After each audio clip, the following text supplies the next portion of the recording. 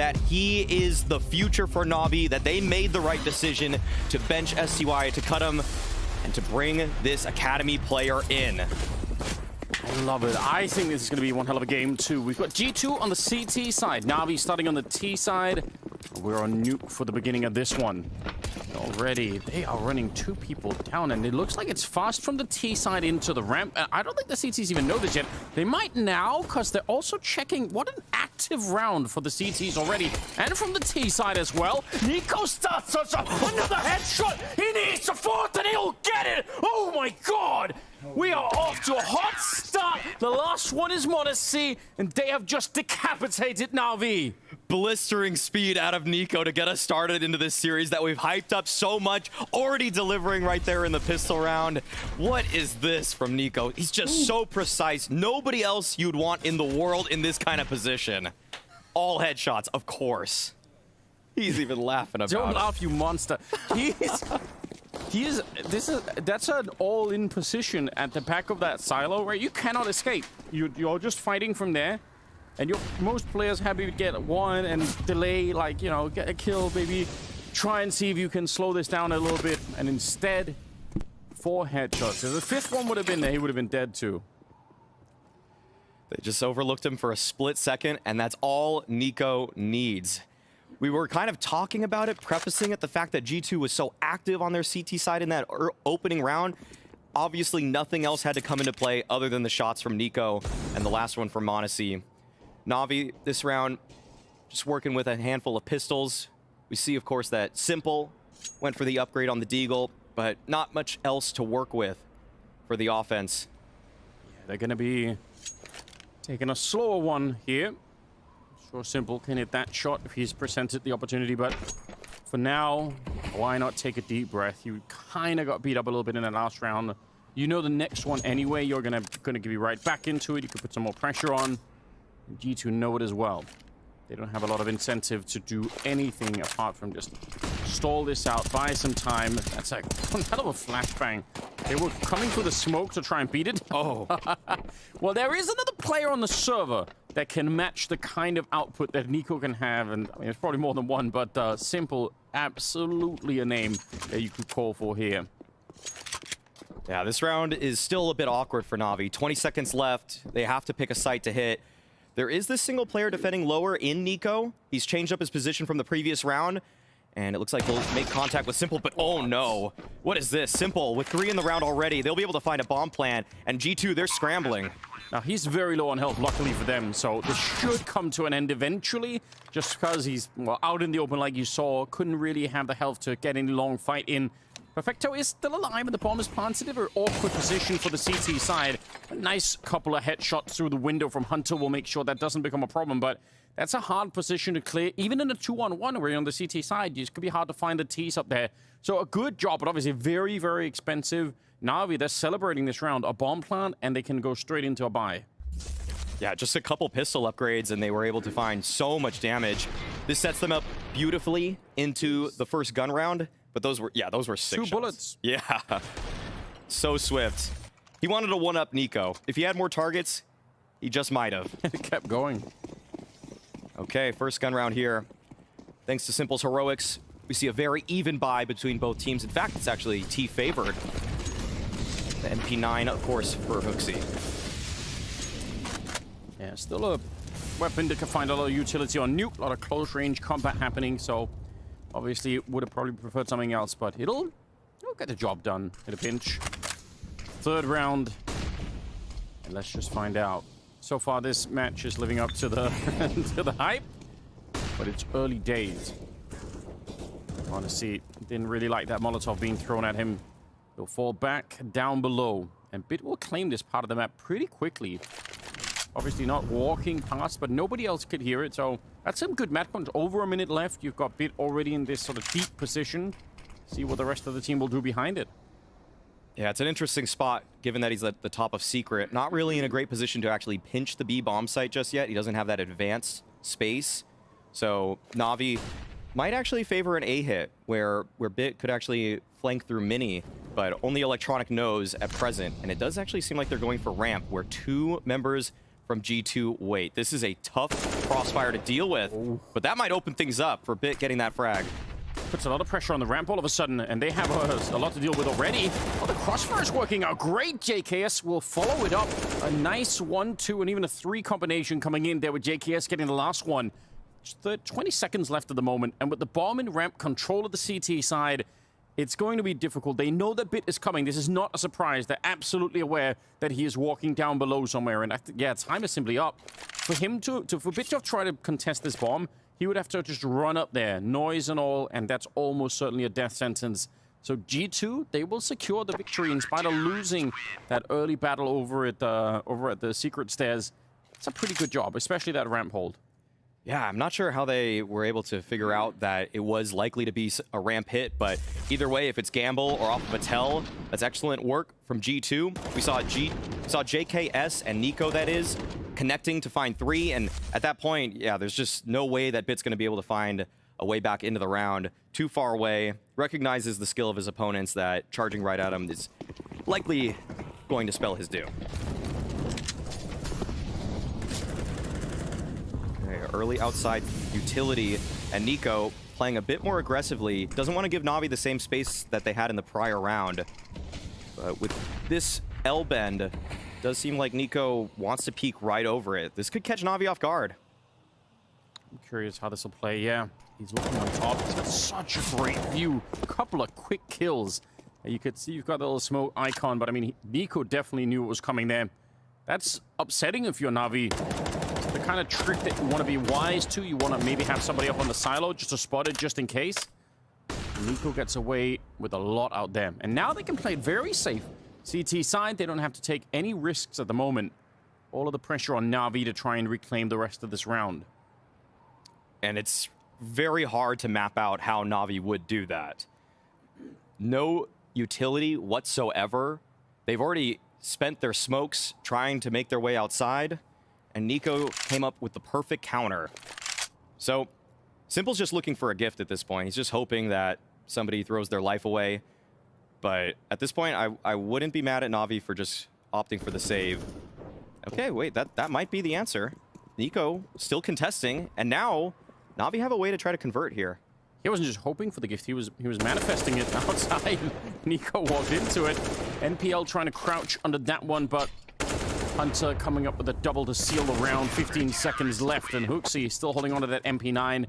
Surely upgraded now, but it's a good end to it. It's not too bad. I mean, having 2 casualties in the round for G2, I think that's acceptable, surely.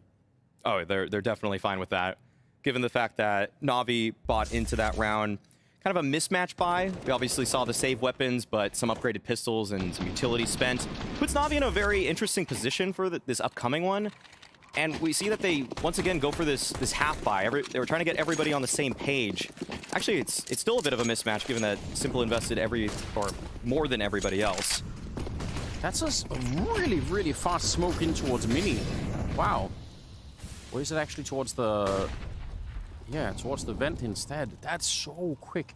They were blowing out the windows in T-spawn and just threw it right away. Nico's gonna get one. The follow-up is just a good, educated guess to take down Bit. And Hunter is there to make sure that nobody's gonna make the dive down. So, yeah, a bit of a roll of the dice in this one for Navi. Probably hoping that some of the early pressure towards Mini and Vent would have, maybe created more chaos on the G2 side. But that's not the case right now. Nico is locked in. A 3rd kill of the round. Well, these Nico games are some of my favorite to watch. When he can just lock down this much space, you can see that Navi are left scratching their heads. How do we get past this guy? How do they open up this side of the map? Because Navi, they've been stumped on these T-side rounds. They haven't been given anything. Nico, right now, sitting at above 200 ADR, 5 rounds in. Come on. That's just incredible. He wants more. Maniac was talking about it on the desk, the fact that Nico himself recognized that maybe he didn't deserve such a high ranking by HLTV's top 20, but I think he's making a case for it here. In my mind, the way that I think about the world is basically that we are living in a simulation. I think that's inarguable if you've been paying attention to anything in the public realm in the last couple of years. Okay, I think I've already won that argument. Simple's already won his major. I still think Nico's next on the list for me. Okay. I'm not based on the current performance of G2 in general, just based on the fact that That's just how it has to be scripted out, I think. There's no way around it, so I'm excited. He's one of the few in the pantheon of all-time greats that hasn't achieved what is supposed to be the pinnacle It's coming. of CS. I'm telling you, it's coming. Yeah. You'd hope so for every single narrative in the book. Well, we've got 5 on the side of G2. They've caught fire now. And Navi, not exactly excited about this. I mean, there were some asterisks being put up at the beginning of it with NPL maybe not playing this map so much. And Navi getting him into the fit at the moment. A good trade from Simple, though. And he's still fighting left and right. He knows there's one more downstairs, and Perfecto will finally be there to help out. Otherwise, that could have been a really tough spot. A minute and a 2-on-2. It's not a bad position for Navi to be in. They have at least info about where Monacy is at the moment. And Hunter could be a little bit more elusive, perhaps, at this point in the game. I think there was a footstep, too. Monacy might have heard that. Might be keyed onto an angle, and Hunter taking down Perfecto leaves just Simple. He has 1 kill to his name. He does know where Monacy is, and he's able to take him down. 35 seconds left. Retrieves the bomb. Hunter on 9 HP. This is a great opportunity for Simple to win the 1v2 and to put Navi on the board. Get the team fired up behind it. Hunter is just saying, you know what? I'm gonna bank on the idea that eventually this will be B, and this must surely be just a roll of the dice. Hard to figure out which is the right one. Simple could go down the vent still and end up at B, but it doesn't feel like that's going to happen right now. It feels like he's going to commit to the other side, so tough break for Hunter. It means he's at least going to have to contest with the afterplant. Very low on time. All right, cutting it just down to the last second. And what does Hunter do from here? Especially at 1 health. How do you even get up from this position?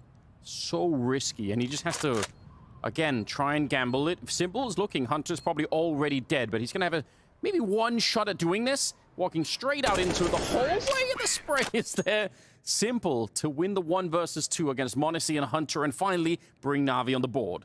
That was a great position by Simple, of course, in the late round. It's one that works so much better if you know that your opponent is lit. Just needing that single body shot, playing that off angle. This was a crazy flurry of frags in the mid round where everybody just seemed to be activated at the exact same time. The crossfire started working, the pushes, everything was working against each other. We see that despite the mess of kills, that it was actually G2 that came out ahead, but Simple, he just figured out their positions, recognized where he needed to posture, where he needed to position himself, and that's why he's one of the greatest, just able to break it down even against world-class players such as Monacy and Hunter. Timeout used. After the victory, they're finally getting 1 on the board, and Blade wants a chance to now say, okay, well, now that we have that cemented, let's try and really get into the game plan here. I'm sure that there's a lot that's been prepped for the map, so hopefully we get to see a little bit more out of it.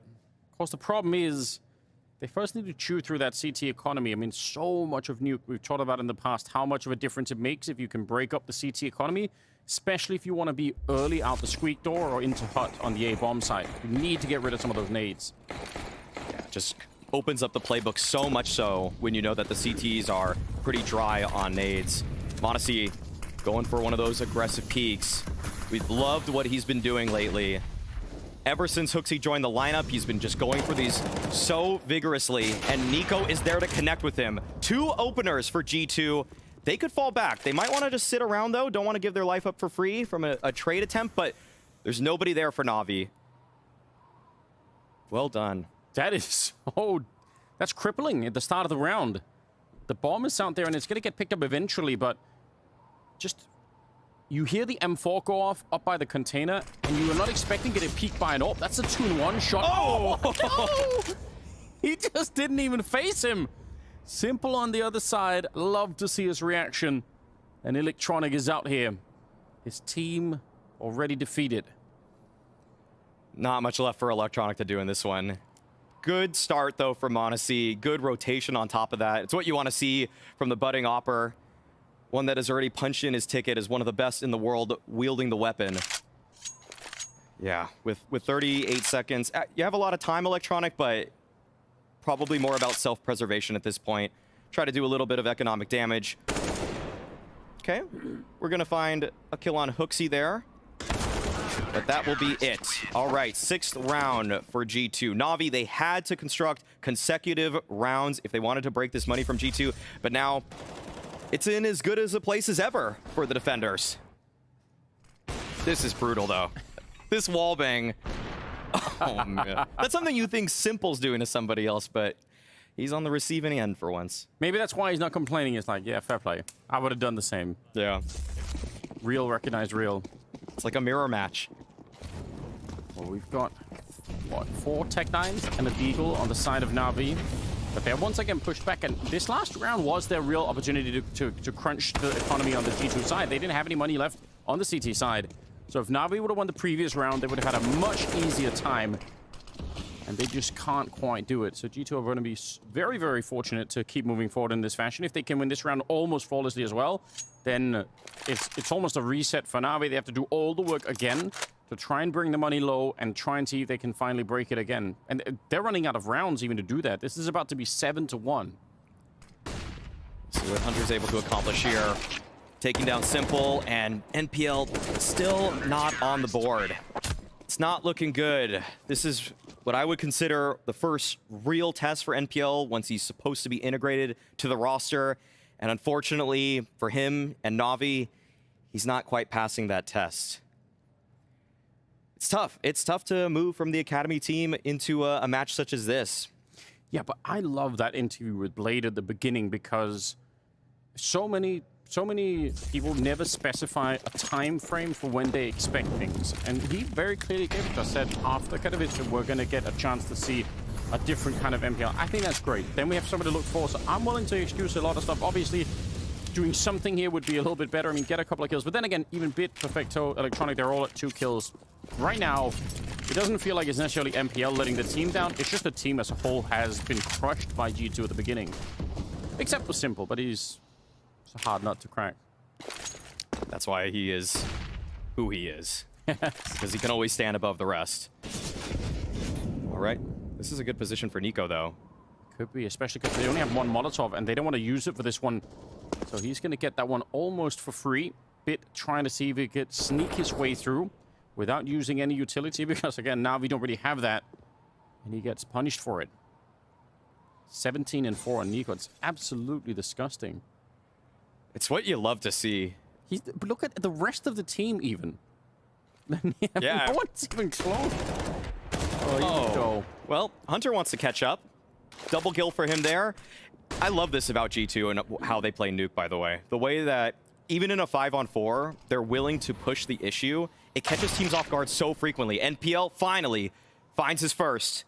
30 seconds, though, and it might be too little too late for the rest of Navi. But, oh, okay, a second kill from NPL. That was looking pretty snappy. We're seeing the individual skill from the youngster, but, yeah, once again, it's kind of the fact that you were saying that he's more of a symptom of what's going on with the greater picture here for the team.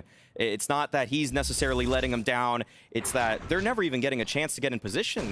When's the last time we've even really seen a post plan? It's been some time. Yeah, So. they're not getting there right now. They're getting shut down way before that even happens. And part of that probably is the economy in that previous round, right? Any set piece that Navi would have had would have been stopped by the fact that they don't have the grenades to even do anything with. So just generally, it seemed like their moment in time was at about 6-1 where they could have broken the economy. Now that's all in the past. G2, they have a fair bit of money, and Navi definitely don't. So, I don't know. That chance might not come again for the rest of the half here. No. It's going to be very tough to break whatever it is G2 are doing.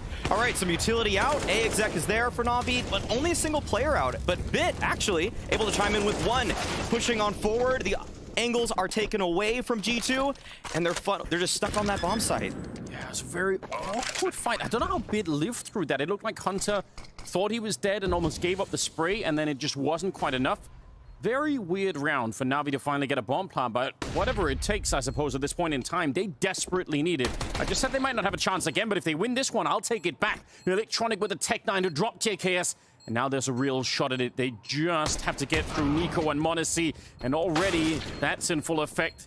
Simple's gonna get a headshot there. Oh. Quick shot, he jumps close and Simple there to meet him. Another clutch. Both the rounds they have so far is Simple winning it for the team. Simple closing the distance on Monacy right there. You felt like there was a chance for him to reset that op, to fire another bullet, but Simple not even letting that chance slip. Well done. really wanted to see some kind of gimmick from Navi, some kind of quicker play that just was able to get him into the bomb site, and there it is. They waited for that opening utility from G2. They go for a slightly later hit onto this A site, and that's when things open up for them. Good call for Navi. They really needed to get back in this one, and there's still a great opportunity for them to have a respectable half. Look at this cool lobby crunch. It's a new classic. Perfecto, though, one of the hardest players, I think, to fool with something like that. He just always seems to be aware of his surroundings, even at the start of a round like that. So well played in taking down Hooksy. But those lobby crunches are so lethal. And he gets, wow, he actually gets shut down. Anyway, Nico, he took the liberty, the space on the map to crawl onto the T roof, which in itself is a massive risk. And then he got the shot. Simple's going to be taking down Monacy and Hunter. Just his head showing here. Molotov maybe to try and buy some time. JKS getting in the taps on the outside. And another headshot here for the Australian player. 9-2. G2, they... Like, you have to fight for everything right now. That you're getting nothing for free in this opening half. Nico's showing no respect. He's got 20 kills right now. He's pushed every single round, it feels like, towards outside. Maybe 1 or 2 just playing back. But this time he pushes through lobby to get onto the roof. The T roof. Not supposed to be there that early. Not on a gun round. No. Yeah, that is very frustrating for Navi. And at the very end of it, they actually had a chance to get back in that round. Simple found that return on Monacy, but JKS with that swing from heaven, I mean, he's been pretty quiet so far this game, but his kills, they've had impact. Must be a frustrating experience, too. You watch the enemy team fumble a lobby crunch, and then they just roll it forward into what? Attacking it. It's so crazy, because you expect them to probably sort of walk away defeated from that. Like, those lobby crunches, if they don't work, you're kind of like, all right, let's back on out. We can't really hang around here, maybe, so we'll go back and defend A and ramp instead. But they're like, we'll just keep it going. More push up the ladder. That's so sick. That's supposed to be a free kill for anyone that's waiting. Okay, doors open. Monacy, though, blinded. And Hooksy, okay, there's too much utility this time. Navi, they tried for that A play once again, but they're still fighting back into this. He's so unaffected by the fact that that's a weapon where if you miss the shot at close range like that, you just die. He's like, I'm still going to play right in front of the smoke, basically. But that's because he has the skill to back it up. Eventually, he did go down. Navi trying to see if they can put some pressure on the ramp. Good jump by. It's so nice to have someone you can bait into those kind of angles. And then JKS just couldn't follow the spray through the AKs there to follow it up. Nico goes down after the single kill. So one of the few rounds where he's stuck on the one. And now it's a 2-on-2. Navi, I mean, I think it's respectable that he even got into this position to begin with. The fact that Perfecto was able to get the clean entry on a JKS made this suddenly so possible. And now that it seems like the entire map is at their fingertips. They can actually work G2. They can pull a rotation. But this peek from Hooksy, this might be everything. The timing, will it favor? Oh, you don't know yet. This is a coin flip, but it looks like it's going to be Hooksy. Absolutely disgusting timing so far. He's going to be takedown Perfecto in 35 seconds. Good headshot, but Bit has no idea that Hunter is right there, and he still almost wins the fight. That is dangerously close. Yeah, for Hunter to just post up right there in the open, that's a bold choice for him. But you have to love the fact as well that on the G2 side of that 2v2, they're not content to just sit and wait. Hooksy's actually outlooking, and it feels like a lot of the time that's what we've been seeing so far during the start of the year.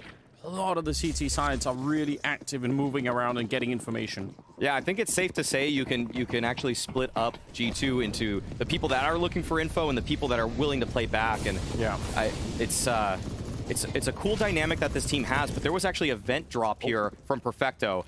This could actually surprise G2, but I do think that Monacy has an idea that there's someone towards lower, as does Nico. Yeah, they're trying to figure out where it is that he got off to. Don't want to let him just wander down here for free. Oh, okay. He gave the chase up.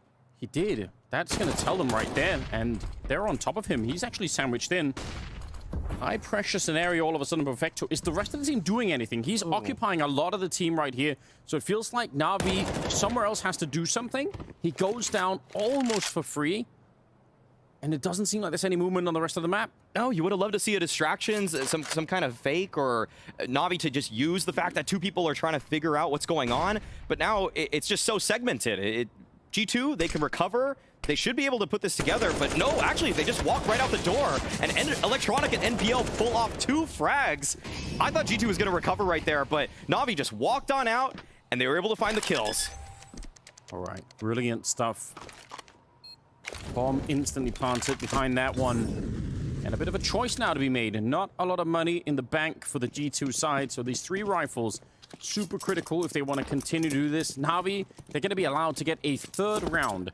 And, I mean, if they can get the last here and get up to 10-5, then we might still have a game on Nuke. It feels like they need that. Oh, yeah, definitely. I think we've already seen at this event, and really with just years and years of Navi in the past, it's so tough. Once they switch to the CT side, once they dig in, it's tough to get them out. Tough to close versus them. But this was a strange round for Navi, where I think they were quite fortunate by the fact that G2 just, they left one position open, that door, and it just worked out for Navi in that moment. I think the timing for G2 trying to re-smoke it, it was just right when the rest of Navi decided to push through. That'll happen sometimes. I mean, you can't have timing on your side every single time. And G2, they've certainly had a lot of it throughout the first half themselves. This time it was Navi's turn. That's a fair point. 4 AKs, 1 M4. It's still Simple leading the charge, but everyone else is creeping up a little bit behind it. The next 2 rounds, they better be Navi's, or I don't know if they're going to have much of a say on the map at all. This setup for G2, it feels so risky. Nico holding the top silo, m0NESY holding close. Oh, they held so much for so long. And the smokes have faded, actually. Still just moving forward. They're very confident in what they're doing. m0NESY, you think just flash or anything like that would be enough. There's at least the trigger, but he can't catch him. And Nico has the trap. Bit was looking for it, but you're so busy trying to scale up a little bit of map control behind having forced that AWP back that he wasn't quite ready for the fight. Under a minute now, and m0NESY's moved back with the AWP, and that's a shot he's not going to miss. 3 versus 5 to start the round with, and it's another one of these scenarios where if Navi win this round, there's no more cash left on G2. They've been here before, and they weren't able to crush that economy, and now here we are again. It looks like G2 are going to get away with it one more time, and that'll be a huge part of the story for how this Nuke map has played out so far. It's just the continuation of the economy game for G2. The inability for Navi to string together consecutive rounds, but they're still looking to attempt this one. The molly's there. NPL's trying to find the spam. It's him and Perfecto. They got to bring this one back. NPL, he's actually able to deal with m0NESY, but there's just too many bodies on the bomb site. They actually are able to find those openers, but the trades are there for G2. A well set up defense. They knew exactly what was coming. It just took Navi so long to breach that bomb site. They had to make every single step known to G2. Yeah, nice attempt at the end, but just nowhere near enough. No, but I've loved these opening setups from G2. They've had so many different ideas, so many ways to get m0NESY, Nico involved. Those are supposed to be your heavy hitters, the men that are supposed to open rounds up. And they did it. They're doing it against what is supposed to be one of the best Nuke teams out there in Navi. I think they've had a little bit of a fall from grace with that title, but still hard to say that they're not up there with the elite teams. Yeah, they should be. And they're working on that new lineup, so I'm not too concerned. m0NESY with the opening again. This time it's Simple, so heavy loss for Navi to lose him early on in this 15th round.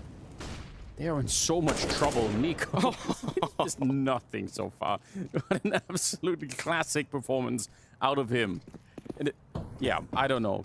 In terms of them taking the aggression outside and taking all that map control, I feel like when you've got players like m0NESY and Nico, it feels like a mistake to have them sit passively too many rounds, because they surely just mentally must be in a better space when they can force those fights, which can be hard to do on the CT side, but they're doing it in, I mean, the yard of Nuke at the moment. 3 versus 5, 50 seconds left, and m0NESY, shallow peek coming up from Electronic, but because this kid on the other side is so lightning fast, it doesn't even matter. He's gonna hit the shot anyway. Perfecto, the last one left, and only question is, how do you want to go down, Nico or m0NESY? He'll pick Nico, and what a devastating first half. G2 looking hot to begin with.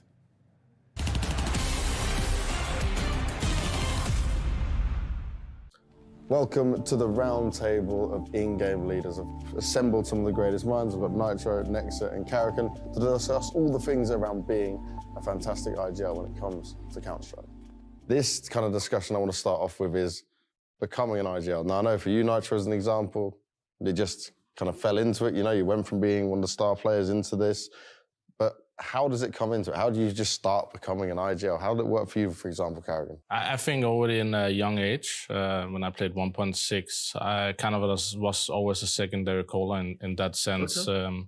I was a star player back in the days. People might not know from CSGO, judging. Yeah. So yeah, I played under great in-game leaders back then in the Danish scene, but also GOT-B was like kind of the last big IGL I had before. I kind of took it myself up. So yeah, it kind of came natural when I was 16 that I had like a strong voice and a vision for the game and how it should be played. But I waited until the right moment, so I was mature enough to kind of lead the bigger teams. I mean, for me, I never really wanted to be the IGL, right? I was always the secondary caller, and I guess the thing for me is I never really played with any like top tier in-game leader, you know. So I don't really know how others do it. I just know that like I was always a secondary caller, and people kind of like looked up to me, and they said, "Yeah, bro, you should do this. Like, you know, you have what it takes. You should be the in-game leader. You know, you can do it."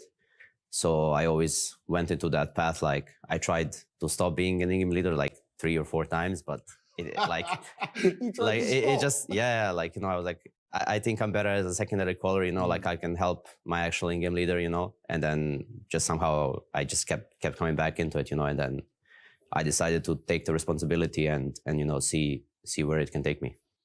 For you, Nick? I think like 2016, I first tried, and I was really bad because I was really skilled on my team, and like I was like the second voice. I think the second voice in the team is like the best because you can kind of do what you want and like also be playing your own game, right? Yeah, it's the best job in the world, but, I think, in the CSGO. 2017 is when I first took over and just went from there, and it was not something that I wanted.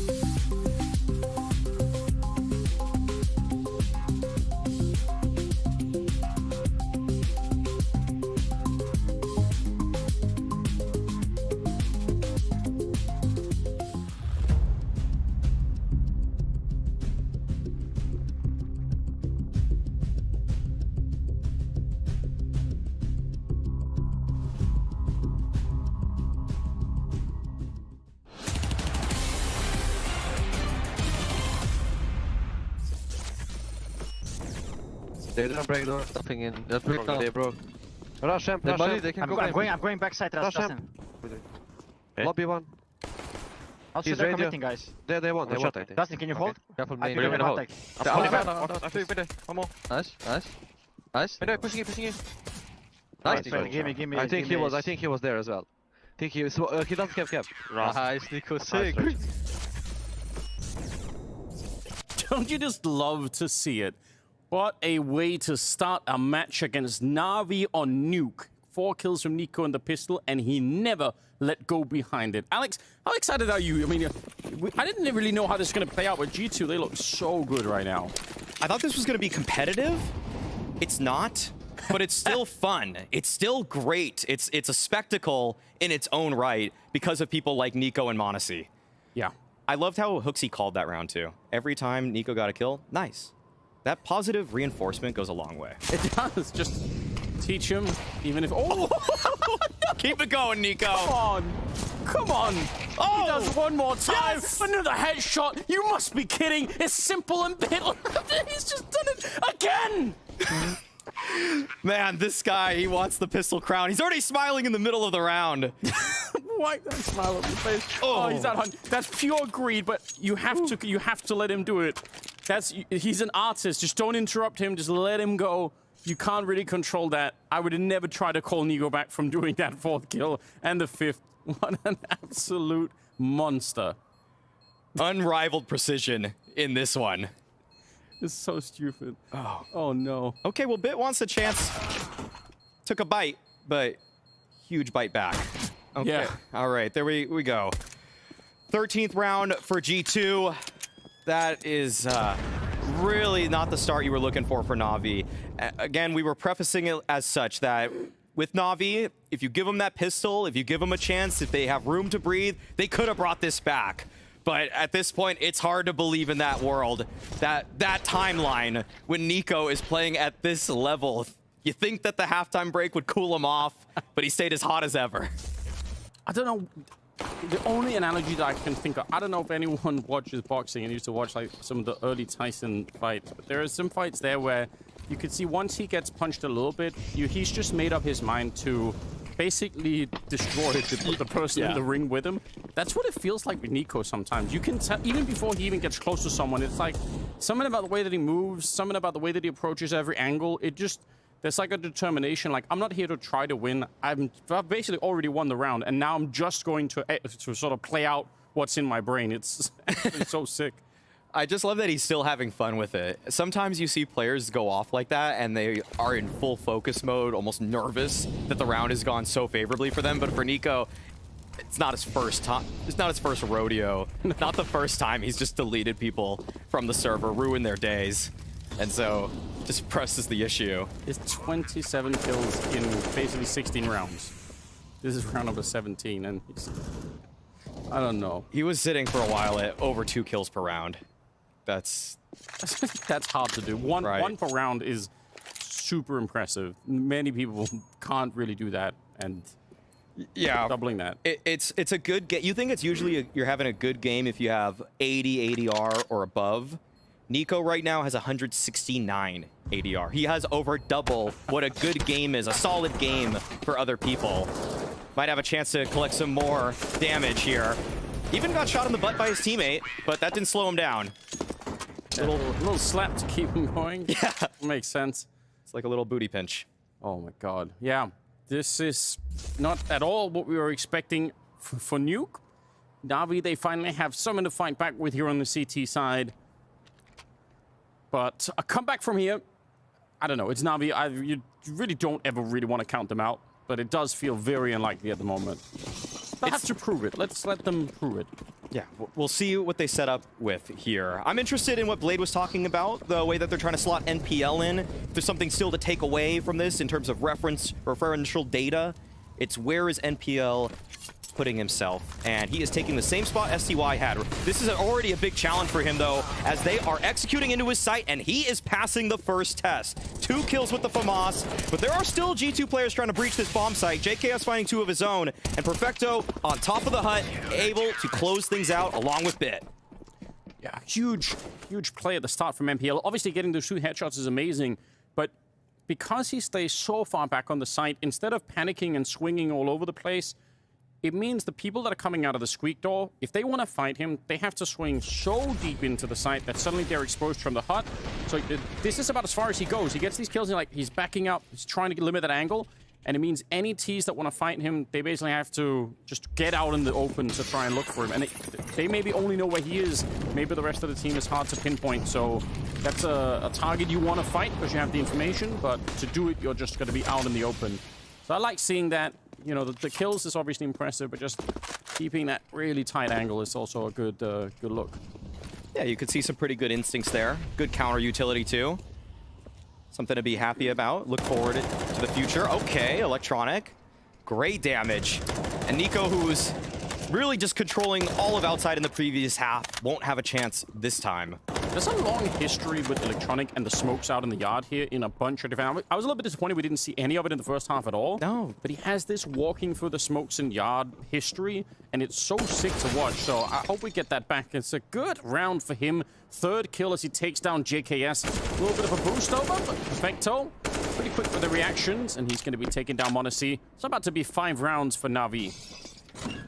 Yeah, we'll see if Hooks is able to find anything, but no, not going to happen. There are already 3 players from Navi down there. The only thing that could make this more of a classic NiKo and G2 game is if they lose it. I'm just going to say it. You had to put that idea out there. It is now just waiting to be grasped at by this history. Yeah, I've told you, we're living in a simulation. So. Yeah. It's bad news for NiKo, unfortunately, but... And you're the architect. for a bit. I wonder sometimes, you know. Yeah. Feels you're in control, but then sometimes maybe not. One of your best titles. Let's not forget that. on my resume somewhere. Still not as many titles as Yanko. He's got all the jobs in the esports industry. All of them. Truly. 14-5. 2 rounds for G2. It seems simple. Surely. There's no problem, right? Couple of steps. Like, easy. If there's anybody that can do it, we've already said it. It is Navi. They're the ones that you have to worry about here. You'd hope, for the sake of G2 and Hooksy, for that matter, that they can put together a winning strategy, given that they have so many opportunities moving forward. But we'll see a test from Bit. Do you think the calling is different when you have this much of a buffer? Yes. Are you willing to say, you know, let's try some things? Yes. It actually varies, I'd say, team to team, because some would want to actually take more gambles, more risks, because you just need that one.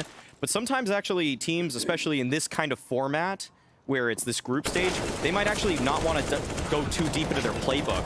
They might actually want to hide strats, so they just kind of keep defaulting. I've seen teams that are up at this much just go for default, default, default, and then eventually someone just wins an individual fight. It turns into a second kill, and then they win the game. So, okay, it doesn't matter what pistol this guy's got, huh? He got the one, which is mandatory for him. He's like, that's my quota. Yeah. Like, that's an interesting idea, yeah.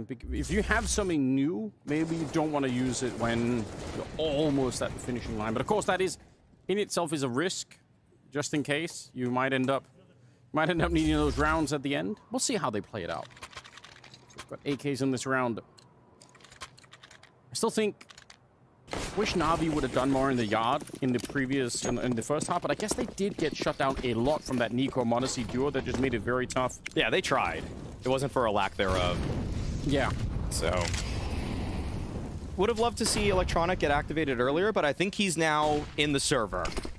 Took him a minute, but they are joining up with Simple.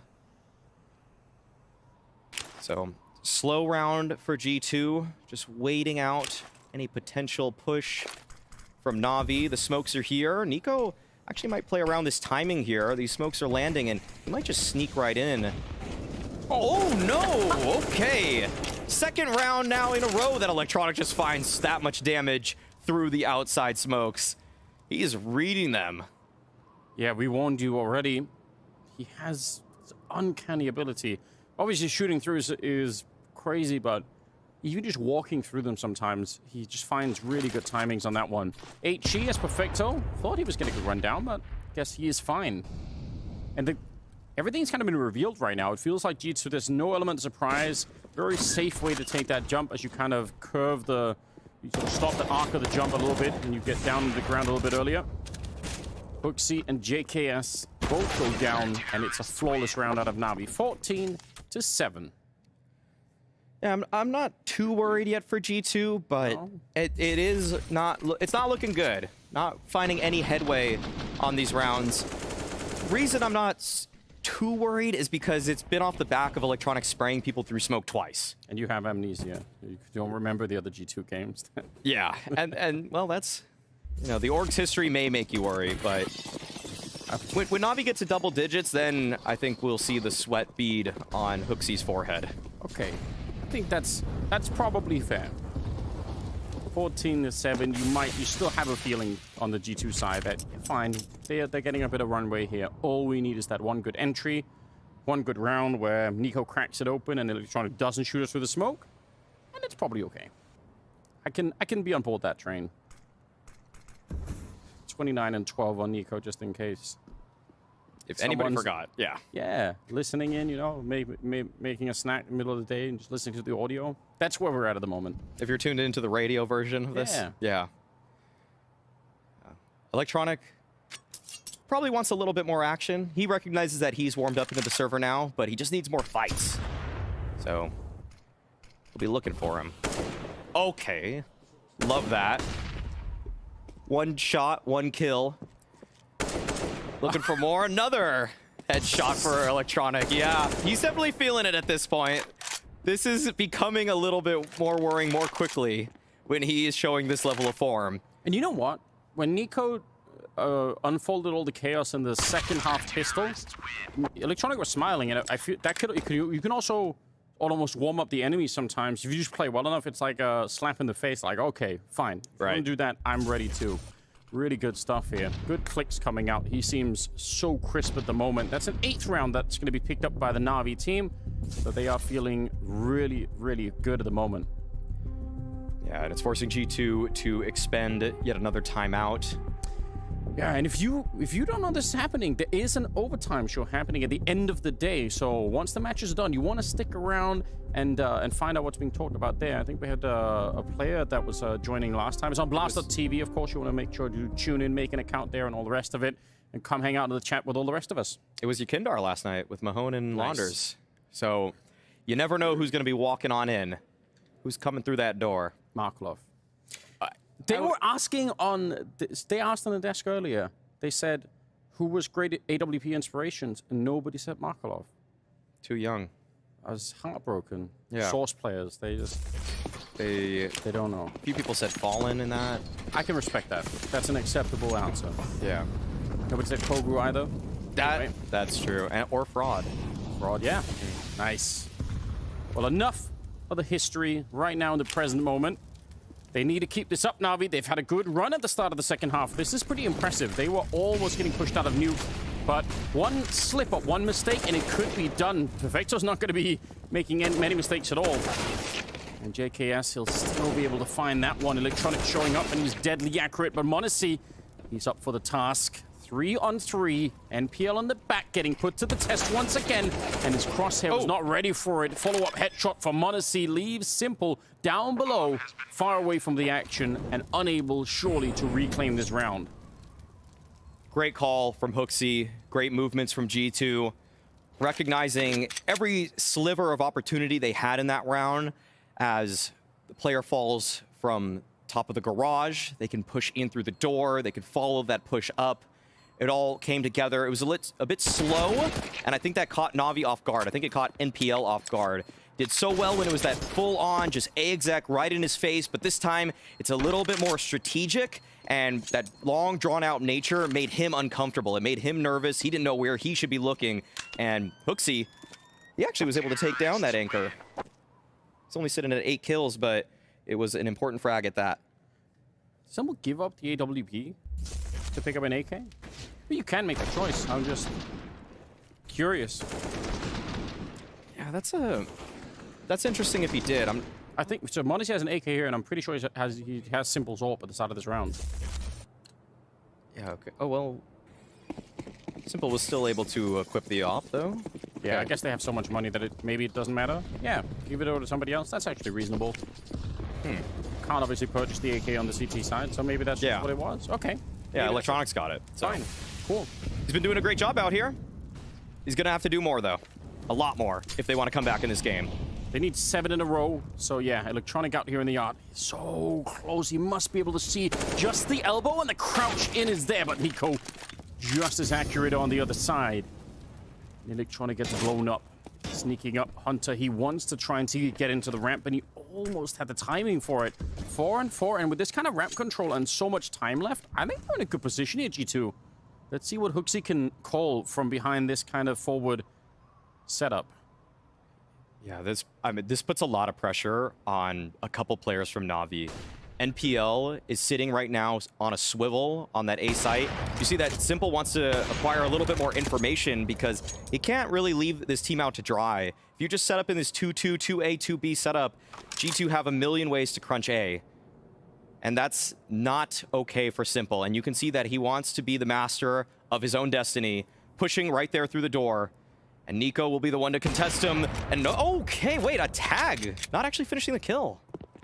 Yeah, but what a read still. He managed to see it coming. He knew that Nico was outside earlier, and he decided, yeah, I'm going to catch you when you get back inside. Only 24 seconds left, so G2 running out of time right here. They have a smoke still to try and see if they can block off someone and go for the bomb plant, but Simple is in all the right places at the moment. That's the smoke. Great use of it. Hooksy on the opening. Perfecto. Double spray down, maybe to try and save the day here for Navi. If not for that, they might have already lost it here. 4 seconds left, and they can't see a thing. The bomb is going to get planted, even if Simple comes in with the punishment afterwards. JKS now on his own to try and win this one for G2, and he can't get the job done. NPL, labored spray, But it will be another round for Navi. And I think if not for that double spray down on Perfecto, they probably lose the game, or at least the map right here. That swing out, it was a bold one at that. Perfecto, usually known for being that stable force, but sometimes he takes it by force. Pushing on in, and this was overall not bad for G2. They got onto that bomb site. It was looking pretty, but smoke fading right then gives Simple a chance, and he takes it. Navi, they stay in this one. Got 9, and it was a little bit hard to watch there at the end. JKS with the Galil just couldn't quite control that spray. If he had that, I think everything's possible for him. But early flashes onto the A site, it baits out so much utility. And it does seem like G2 aren't actually making a play with that. So, just holding on. Always a bit scary in that moment when Electronic is flashed and he's just shooting through the corner of the vent like that. If they're going for a really fast play on top of Mini to try and jump down on him, you're going to be reloading as they come down, basically. I mean, it's obviously a bit of a timing thing, but I'm always worried when I see players just go for the default spray like that if they don't know for sure, because there was no one else in the yard at that point in time for the CT side, so he would have been very much alone. I'm a huge fan of those fast mini plays. I think it's so much fun. We've seen G2 try to implement them already to mix results. True. Yeah, Perfecto was there last time to catch them. Round number 25, and Navi a step in the right direction from that last one. They've got Simple in the ramp, and that gives them a little bit more space to move players out and around. He's just as quick. He might be older than Monacy. You can't really tell on the server, can you? No. Age is just a number for these players.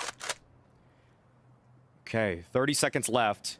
Navi, they seem to recognize exactly what's happening. There are quite a few players ready for this A defense, and the nades, they're flying out for G2. They have to start their hit now. They're actually going for the vent dive, though. This is a bit surprising because it only actually nets a single player down towards that lower site, but Simple is already lying in wait. There's so little time left. Hunter can't even justify committing for this because they know you're there, so he doesn't even want to actually try to breach the bomb site, just wants to keep himself alive, maybe find some damage.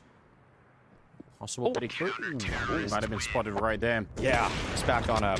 The smoke that was maybe meant to help them down just didn't cover anything near enough. So that's obviously a big problem. I'm not sure if it missed the mark because of a molly or just poorly placed, but G2 though were... I think they were trying to fake that they were going down secret earlier in that round, but no one from Navi bit. And that's quite interesting that Navi had that much faith in G2 just throwing those smokes for naught. Ooh, that's nice from NPL. Okay. Just reading that positioning out. All right.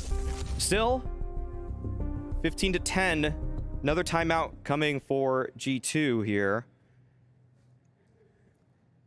This is a tough position though. This is where I was saying you do need to worry a little bit. When Navi get to double digits, it just feels so much more possible. If there was a way to get sort of an internal readout of the mental state of all of the players when or if it gets to overtime, I'd be so curious to see that, because I bet you for G2 it's such a sinking feeling. Of Navi, it's such a mental reset, and you're like, okay, fine, we're just now all we have to do is a little bit more and we'll have done the comeback and the upset, and that's going to be fun when it gets there. If it does, they have to still win another 5 rounds in a row. When Nico running through with the AK, he's taking it upon himself to just try and see if he could close it right now. 31 kills on him, and the pressure is on for the B bomb site. No time wasted. Instant bomb plant, grenade on top of Simple, and with JKS stabbing in the back with a MAC-10, that is absolutely lethal. What a call. G2 changing the formula and speeding up to that B bomb site, and Navi were not ready. No, the outside smokes worked out for him. Electronic couldn't repeat the success of prior rounds, just spamming them right through the smoke blindly. And now he's forced into such a tough situation along with his partner in crime, Perfecto. They've done a great job clawing this one back, but it will not be enough. G2 close this out 16-10. Really well done. Nice way to finish it, not repeating any kind of history. G2 fans have got to be excited about that. And all Counter-Strike fans should be excited about this game. That was a really fun way to get this started. Of course, it is only the beginning of the best of 3. There's still Inferno, potentially Mirage is the 3rd map if we actually get there. But this was a nice way to begin the day. G2 looking incredible, especially Nico. What a performance from him. We've got James ready with the interview. Swanee, I'm going to start by looking at the fact that Nuke's, in general, a pretty good map for you guys. Yep. They end up picking it against you. MPL's never played it, and you guys have an insane first half. You must have been feeling good with this veto. Yeah, we were a bit surprised that they picked it against us, but we are happy that they picked it. So I think they just want to get reps with NPL on it. So yeah. I think it's more for practice again for them. So it's a bit of practice for them, but this was ultimate domination for you guys. Everyone seemed to be in a good spirit. We were seeing smiles from just the kills going on, a lot of laughter as well. So the mood is high? Mood is high with Nico and Monesi kill outside so much. I mean, you can only be happy, and we did a great game. I think we had good reads on them. We lost like one force play against Tech9s that almost broke us, but we kept fighting, and 12-3 is really good. What do you think for Inferno, though? Because obviously MPL's had a bit of practice on that. He was playing even back at the World Final. It's a map that I think will be a bit closer. How do you view it? I think it's even easier for us to anti-strat because they obviously played it with NPL, so we had better preparation for it. Nuke was a bit off because we didn't know where he would play or if they had the same playstyle. So I think we are ready for it and happy to play it. Well, I'm looking forward to seeing it. Thank you very much, Swanee. Thank you.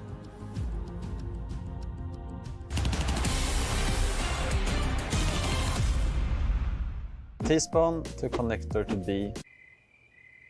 Through Palace to CT to mid. Okay, I don't even know. Bridge to A through T-spawn.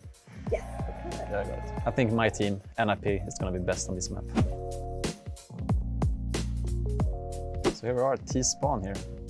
Obviously very similar, like artistic style to Dust 2 actually. The map has open skyboxes, so I think it was great for executing sites. I think that was like Valve's main initiative here. So let's see in how many seconds I will be on B site if I want to rush. There's also windows that are very obvious going into the B site, so they want to make it easier to execute. There's plenty of things to boost on if you get smoked off in main. What's great is that there's not many corners going into the B site. It looks good. It looks like a CS map. Like on side time in 12 seconds, so it will be really tough for CT sides. This peak here isn't very valuable as CT because the terrorists can come from the left as well, and it's very difficult overall. They will need to block it immediately and to use utility if they don't want to lose round instantly. But obviously with throwing flashes through these windows, I think they will blind them. Like this is the first area you're gonna probably counter a CT if you're gonna take an early peek as T or CT. It's like these angles. But I think the only problem is like I don't think you can smoke everything off, and it seems like you can always boost over every area that is smoked. So it's gonna be interesting to see how pros approach the map. Because there's a lot of angles the terrorists can abuse because they can take map control very easily.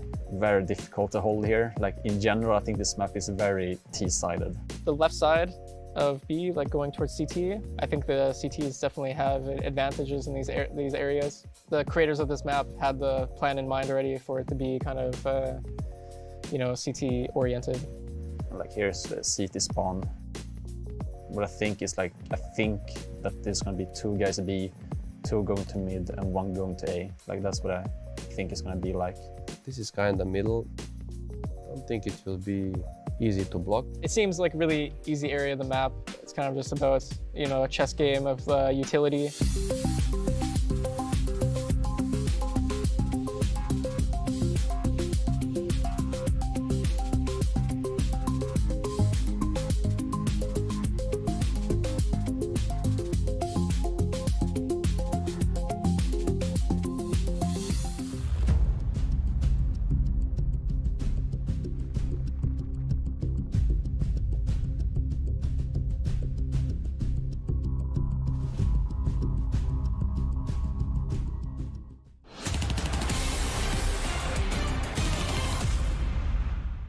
Now, it may only be the first map of the day, but man, are we starting off at 100 miles an hour. And holy hell, pedal to the metal was Nico from beginning to end of this round of Nuke. The epitome of precision, of proactivity. Jacob, there was just nothing this man couldn't do. It's so good to see. It's so good to see Nico play at that level. I absolutely love it.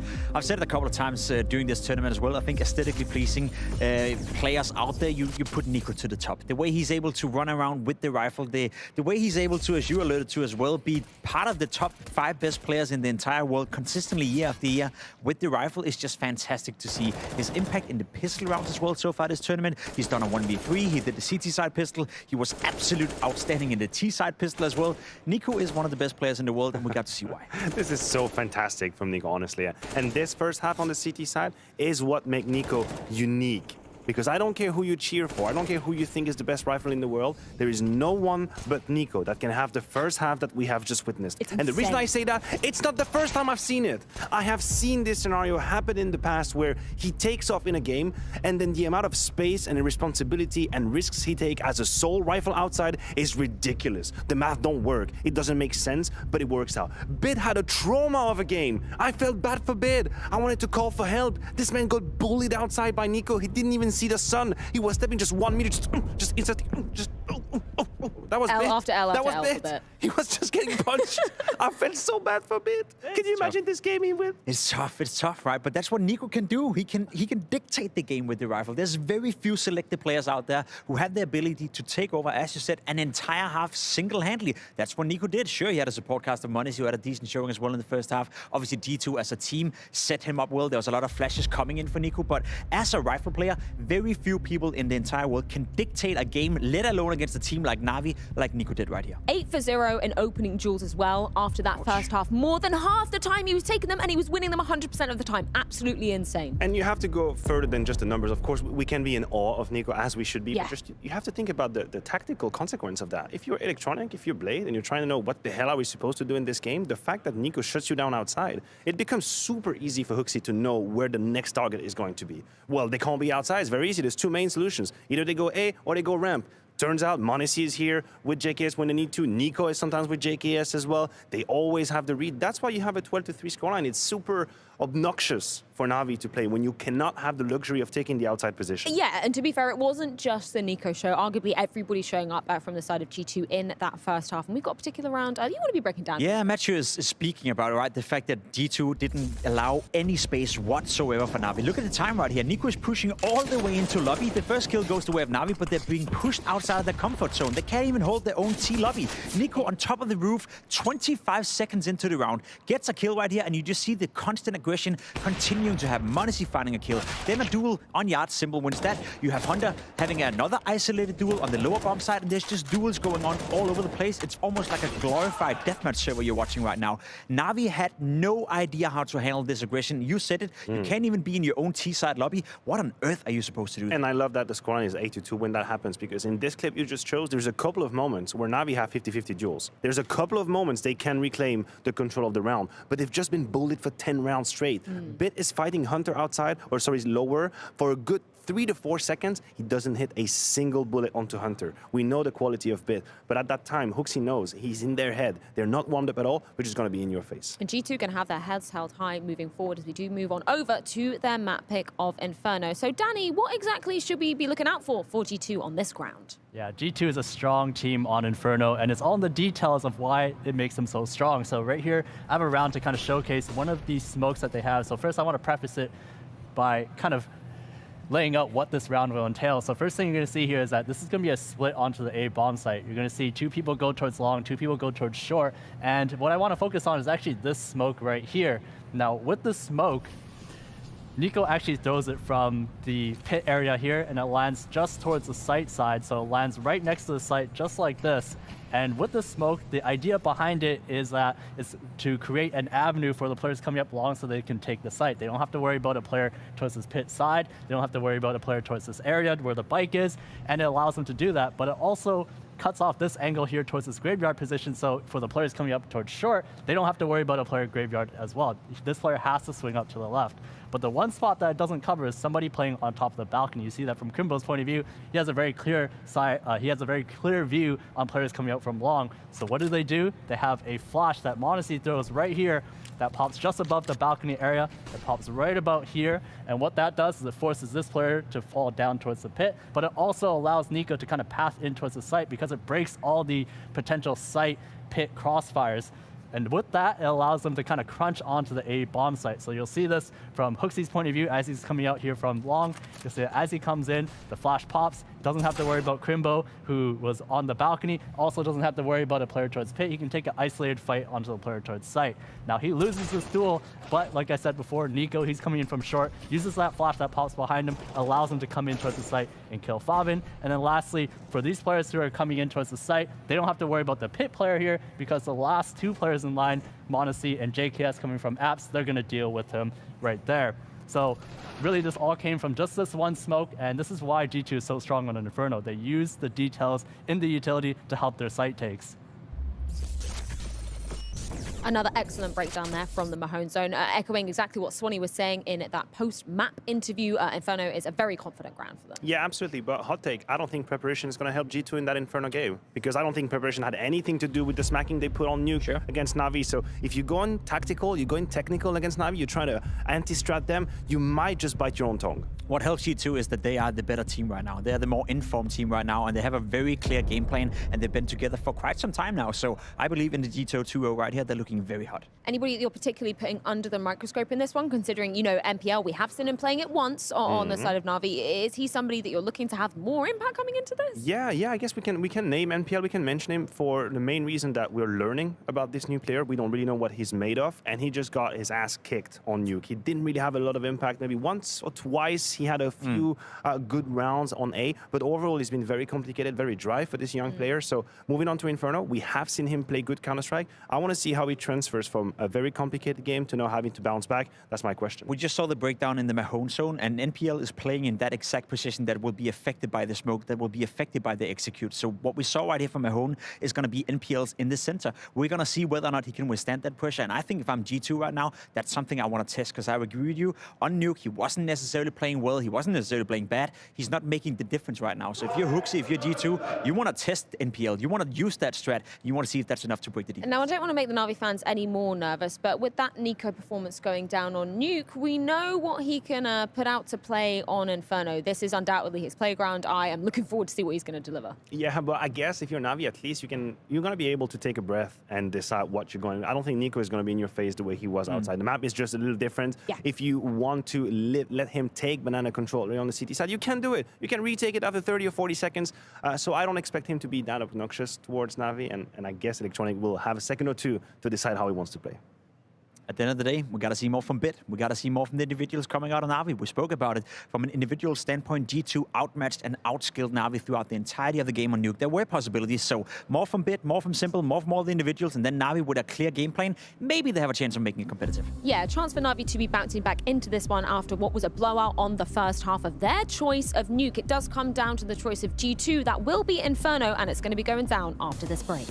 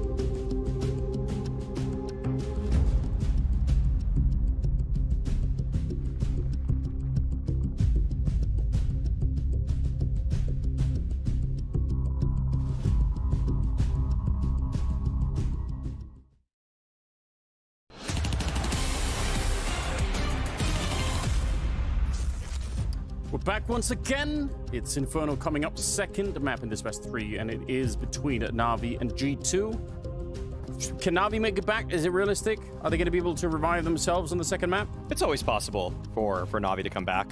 I feel like with a team like Navi, they've been through so much. They've seen this kind of defeat before. They faced this sort of defeat before, and they know that it's just the one. Even though it was, of course, their map pick that they lost on, I don't think that anybody is stranger to being down, but you can never count them out till they truly are. They're going to be fighting for it, I'm sure. I would love to see a third map between these two teams, but now we will have to prove it. They will have to try and win Inferno. It is coming up right now. G2 on the T side, Navi on the CT side. And Nico, so far in the pistol rounds, he's had himself kind of a special touch, you could say. They've given him the P250 for obvious reasons. Let's see if he could go 3 for 3 in this one. He is being wheeled in, you could see. A little bit of some bodyguarding going on. He is the super weapon of these rounds right now. And look at this silent. This is the entire team, Alex, that's walking up the middle. Yeah, and we've got a smoke from Hunter. That should be ending front sight. And there's some flashes, too. So, oh no, sorry. It was actually the Mahone smoke. The one he showed, actually, in the Mahone zone. It was.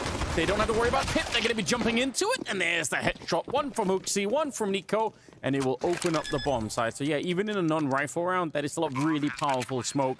Glad that we caught that. Shout out to Danny. He's always on point with those clips. And the rest of them, they're far away before they didn't even need to get close. They can't. They've got some body armor. They've got some grenades. It's not worth throwing away. So G2, with minimal kills, going to be able to win the pistol. Well done. Well put together. Another good strategy from G2. Obviously, we can expect a wealth of those moving forward, as explained by Mahone.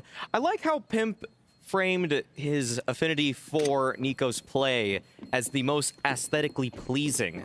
It's a very good take as an analyst to make statements like that, because you can't really, no one can really argue with that. True. It's subjective in nature, but it also really puts him out there. And it's a great way to describe just how Nico plays too. Yeah, it can mean almost anything, but most people, if they hear that phrase, they kind of, you can nod along. You're like, yeah, that does make sense. It's nice. It's very pretty. We all like pretty. Well, hopefully we'll get some more out of that. We did see a little bit of that. I thought it was simple and electronic at the end of it. They started to get warmed up on Nuke. So if they can keep that going, I think Perfecto also had plenty of rounds that were impactful. And this is interesting. They save some of the armor, and they actually buy up behind it into this one. I was not expecting that. No, I didn't think that Navi was opting for this prior to the round start, but they actually have a wealth of utility. We'll see smoke coming out from Perfecto. He's got a flash, I think, to set up electronic too. And there it is, the flash. But oh no, he didn't swing. There were 2 white screens, but swings after. Wow, that's incredibly off meta from electronic, and it comes back to bite him. Just going for the dry swing. Simple's here on the rotation, but the smoke will cut off his sight lines. Best he could do is just randomly try and land some bullets. So it looks like Navi are going to give him this round right away. I don't know. I wonder if that's an intentional, like you said, sort of trying to create a weird timing there, or if there was some other problem in the communication. Seemed like an easy idea to pull off, and especially it's sad when you see it from our point of view and you see, like you said, that flashbang just completely blinded 2 people. A little bit unfortunate. Right. You think that perhaps in the confusion of the players becoming unblinded, that maybe they fiddle with some nades, they start relaxing, you catch them sleeping a little bit, you lull them to sleep just because, yeah, it's a fake nade. It's just one guy there probably, so he goes for the dry swing. Whatever the idea was, all we can say certainly is that it didn't work. Not this time. But it's worth trying again. Well, they'll take it. Second round on their side. And I mean, like you pointed out, I think it's a fair point. Navi is so experienced at playing the game at this point that losing a map is obviously not going to shatter their mental state. But I'm sure, if nothing else, it's a more comfortable position to be in if you can at least win the pistol on the start of the second map, get off to a little bit more of a roll. Because right now, this is going to feel like an extension of what was happening on Nuke. Oh, yeah. All right, we're back from a break. We've had some Got something to drink. We've been to the restroom, and now it's continuing. They're still doing it. Maybe not quite as comprehensively, but that's mostly because also Navi are saving some of these rounds. So G2 aren't getting the same opportunity maybe to just try and farm them early on. Yeah, you'd love to see Navi collect some momentum pretty soon. If you just go down and out once again, it's tough. I mean, we saw a little bit of a comeback there from Navi in the previous one. And I want to say that it was actually a little bit more than cosmetic. It actually was one that instilled a little bit of confidence in some of the players. Electronic reminding himself and everybody in the server that he's a force to be reckoned with. And for G2 in this one, this is a bit concerning because we can see that they're grouping up actually towards bracket. And of course, they're leaving Nico. I'm not sure if he's actually going to make his way into the bomb site, but G2... They might actually call the right thing. I think that they're flirting with both ideas right now. Keeping all options on the table until they really figure something out. And the fact that he's allowed to step on here, there's no one just jiggle spotting him from up at the coffins or anything like that. It is suspicious, and I'm sure he's calling it in saying, I have no feeling that anyone is here. Top mid, Deagle rings out, and now they're starting to bring it back. So yeah, having both those options open and not committing to anything up until the very end of the round can be very beneficial sometimes. This could have been so bad for G2. I'm just going to put that out there. They saw 2 pistols towards A, and they made this last-second dash into the B site with 15 seconds left, and they had no smoke for CT. They only had a single nade and a Molotov left. If the other 3 players from G2, or from Navi that is, were at A, that could have been a disaster. But crisis averted. There was no actual threat, and so I'm just throwing out worry when it may not be needed. This time it was good, but there was definitely a moment. I mean, if Nico doesn't, and it's a kind of a scary position to be in too, because he's doing all that work checking the B bomb site with the AK in hand. If he's somehow wrong and there is, you know, someone lurking around with a CSET 75 somewhere, it's not just the Mac 10 he's given up. So, yeah, a couple of different reasons it could have been a little bit sketchy. At the end of the day, nobody even dies in the round. It's just a, just a bomb plant to follow it through. So, a much more slow start to this one on Inferno. I'm sure that's about to expire, though, because Navi are going to be picking up rifles finally. Yes. We'll finally see what they're made of. We'll see what Hooksy opts for with his first call on the T side. Obviously took a while for Navi, or for G2 that is, to close out the previous map when they were on the offense. This time they've got a little bit of headway. We'll see if they're able to continue that momentum. But Simple, I'm sure he wants to stop that right in its tracks. He's got the op posted down middle. Really wants this fight, but it doesn't look like one will be presented just yet. Good grenade. Onto Hunter, just as he was trying to make the jump up. A little bit awkward, perhaps. Another one. This time it's on Electronic, so I guess that's even in some sense. Nico's still very hungry to look for a fight. And this is the kind of intentionality we were talking about on Nuke, where you can sometimes see that he's just, if anyone is there, it feels like he's just going to win that fight every time. And maybe for Navi, it's a good thing for now that they're not giving him a lot of fights at the beginning of it, so he's not having the same momentum build-up that he had on Nuke right away. Just maybe let him chill out a little bit out on Banana for a minute before you really could do something more. He's jumping up at the sandbags there. I don't know if he could see over them just yet, but... And it's dangerous for him to jump to look over. That could also obviously expose him to Electronic, so... Oh, just enough! I can't believe it. I'm not even sure what he spotted there. Probably an arm, but that's actually going to activate G2. They're pressing into the bomb site now. Nico finds the double entry off the back of the assist from Hooksy, and that's Navi priced out of this round. What a default from Nico. Just able to somehow spot, I think, an elbow around the smoke right there. And his vision, it's better than 2020. Yeah, somehow, I really can't believe it. My real fear was that he was going to try and make a little bit of a jump to look over, and that backfires, but he must have seen something. Yeah, I'd love that from his perspective without X-Ray. I don't know how much he... let's see this. What? I actually can't explain that. I need his eyes and his settings in-game, and I need his monitor settings on top of that. There's no way I see that. What kind of RAM is he using? Yeah. Whatever printer cables he's got attached to his computer. Could it be the radar instead? I don't think so. I don't. With the Surely not. Around the smoke, I think they really did away with letting those dots appear. That was Glaive's favorite bug for quite some time. Yeah, I'm actually genuinely confused about how that works. Yeah. Maybe he just is playing on another level. He's like, he's using the force. He just sensed it. Yeah, exactly. If we had the camera shot as well, he has his eyes closed as well when he's taking that shot. He's not even. He's playing with eyes closed. Yeah. Because then the smoke doesn't matter at all. Who is whispering in his ear? Just someone saying, "Nico, use the force." All right. Timeout. I can understand why from Navi. This has been a strange first half so far. A lot of saving from Navi.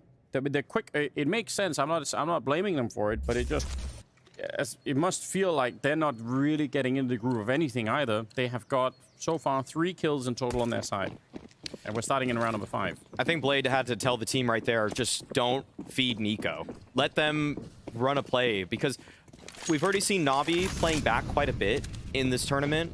It seems like they really are okay with settling for a passive defense and just testing the opponent's executes, more or less. And just don't want to give up opening picks if that's what you're opting for. But flash there, Hooksy making his way up the long side. This looks to be an A crunch evolving before our very eyes. Or if they keep going with it, this is a huge problem for that pit setup. Maybe especially simple with this AWP. We saw, Mahone was talking about the flashes you could throw into the pit right here. If one of those land, you might be in trouble. But before it even gets close, it's another flashbang and an MP9 that sets up a beautiful double for Electronic. And they take that all away from G2. They thought they were setting up on the B bomb side. In fact, they were being set up on instead over at Archway. That's a really cool play. Modesty and JKS 2 versus 4. And they are in a lot of trouble here. What a turnaround from Navi. Just great reaction. Excellent protocol from Navi. Recognizing where G2 are likely trapped behind all those smokes. And then the perfect flash setup is there. Electronic able to pick up 2, even with the weakened gun. Given that he was on the MP9, and now Modesty just wants to save this AWP into the next round. And so what we're seeing from Navi, and what we've seen in the previous day too, is that they really seem to like playing this reactive style. Whereas, obviously, teams like Heroic, OG have been always trying to push the issue, always trying to make the next move before their opponents even get comfortable. We see that Navi are very comfortable with playing back. They're okay with reading what it is that the opponents are trying to throw at them, and then they come up with the perfect counter to that. 4-1. Navi on the board. And again, having to save for the first, 4 rounds, just had to pull the plug on all those rounds, to then come back into it again with not the best weaponry, MP9, a flashbang, a little bit here or there, but being able to figure out the round anyway, that's got to feel rewarding too on the side of Navi, because like you pointed out, going toe-to-toe against Nico right now just doesn't feel like a great idea. But they found another avenue where they don't have to try and feed him so many kills, and that's impressive. Round number 6 is coming up, and it's a very similar setup for Navi. 2 on that, this time all the way in the apartments. I think it's identical. It is. Okay, wow. This is a rerun. I've seen this exact thing happen last round, Anders. But they're going faster. They're going much faster. Way quicker this time before that MP9 shows up. Simple. He's flashed, but not enough. He can still see Hooksy. Oh, what? That's absolutely sick. A good couple of headshots. Bit and Simple get exploded, and Navi will pull the block once again immediately. Where did that come from? Wow. Okay, Hunter, that is a quick adjustment, a quick way to find a double. First 2 kills of the map for him. Well, you'll take it. Yeah, that was really sick. That, I need to see that from his POV. Just that it's, a lot of the time we say, I wonder, if things would have played out differently. Like, how could that last round have been played out? And then they actually give it to us. They just say, okay, we will play, both of us, the same round. Only thing will change is this time, instead of waiting and delaying it over at Arch, G2 go much, much quicker. And there's no rotation from the B-bomb side. So it's a scientific study in Inferno. Yeah. It's good. We need it peer-reviewed right away. Hooksy operating with the scientific method. He is a man of the Enlightenment period. We can isolate all the variables. Yes. We can figure out exactly what works. That's well done. I'm glad we're seeing that unfold right before our very eyes. This is an interesting position though for Navi because they opted to just use the same setup, and this isn't even that much different either. They keep going with these 3B starts. They really do want to stop Nico, and that does seem to be a priority for them. They don't want to give him any space on this side of the map, and it's working. Yes. 6 HP already for the star player of G2. And you know, another team that we're going to see at some point too again, in Heroic, if they were to play this kind of three banana type thing, then they would probably do something more with it than just let it linger for a long time. It would be 3, and then maybe they would push down to the bottom, and there would be more action. Some of the last rounds from Navi, it feels like, yeah, they put 3 heal there, and it's a little bit passive. This time, they're changing it into a 1-4 setup at the end of it. So this A-bomb site's about to be very well defended, and a slowdown from Bit with the kill. Simple takes one of them through the smoke.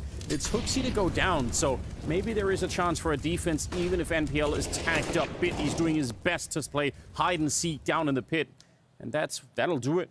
Very, very tricky to try and break their way through. No fights for G2 to take. It was just smoke everywhere, and impossible to really, I think, win any fights there. Really similar strategy once again from G2. They're finding this bracket control, and they really want to go for these lane apps, long crunches onto that site. But Navi, they've seen enough. Not going to be able to run the same strategy 3 times in a row. There was a slight variation there. The smokes were in different positions. It didn't have the same pace as the first 2 times, but more or less the same in concept. And also, I mean, the timing window, right? I think when Nico in the beginning of the round, he gets grenaded and shot down low on health. If you instantly, let's say they had the read on how many nades were coming in from, and they knew that there were 3 people on the other side of the smoke and banana. If you were close to A, maybe you pull the trigger and you say, fine, it's a 2-on-5, let's go right now. But it was a little bit slower. Slow enough, certainly, that now we can actually get all 4 people defending the A-bomb site into decent-ish positions. So that's maybe something else for G2 again in terms of the speed behind some of these calls. If you sense that there is this weakness, it's not going to be there forever. And like, Navi made a good counter rotation coming out. Okay, it's something. First time out being called from G2. Navi picking up a second round.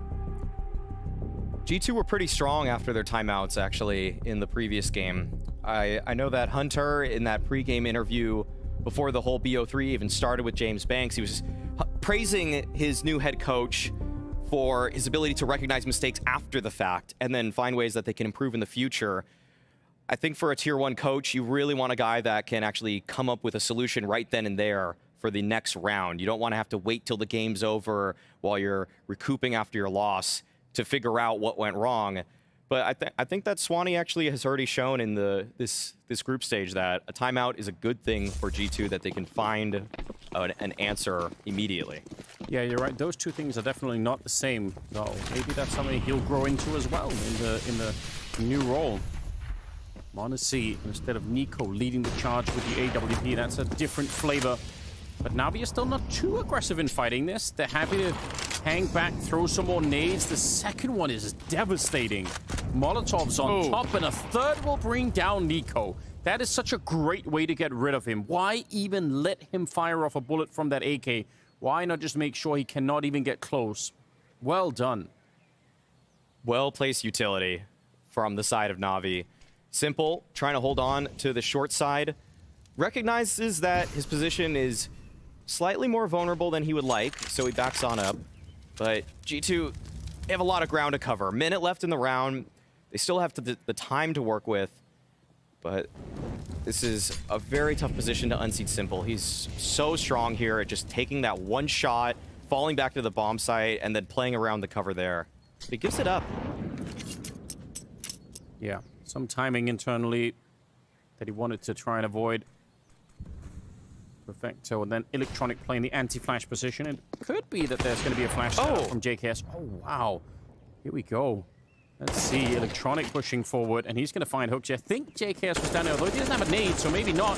Spray can't be continued, but Perfecto, he can't escape right now. Just a grenade, he still picks up one more kill, and that is huge. If not for that, it's a 2-on-2 with a likely afterplant, and now instead it's Monacy.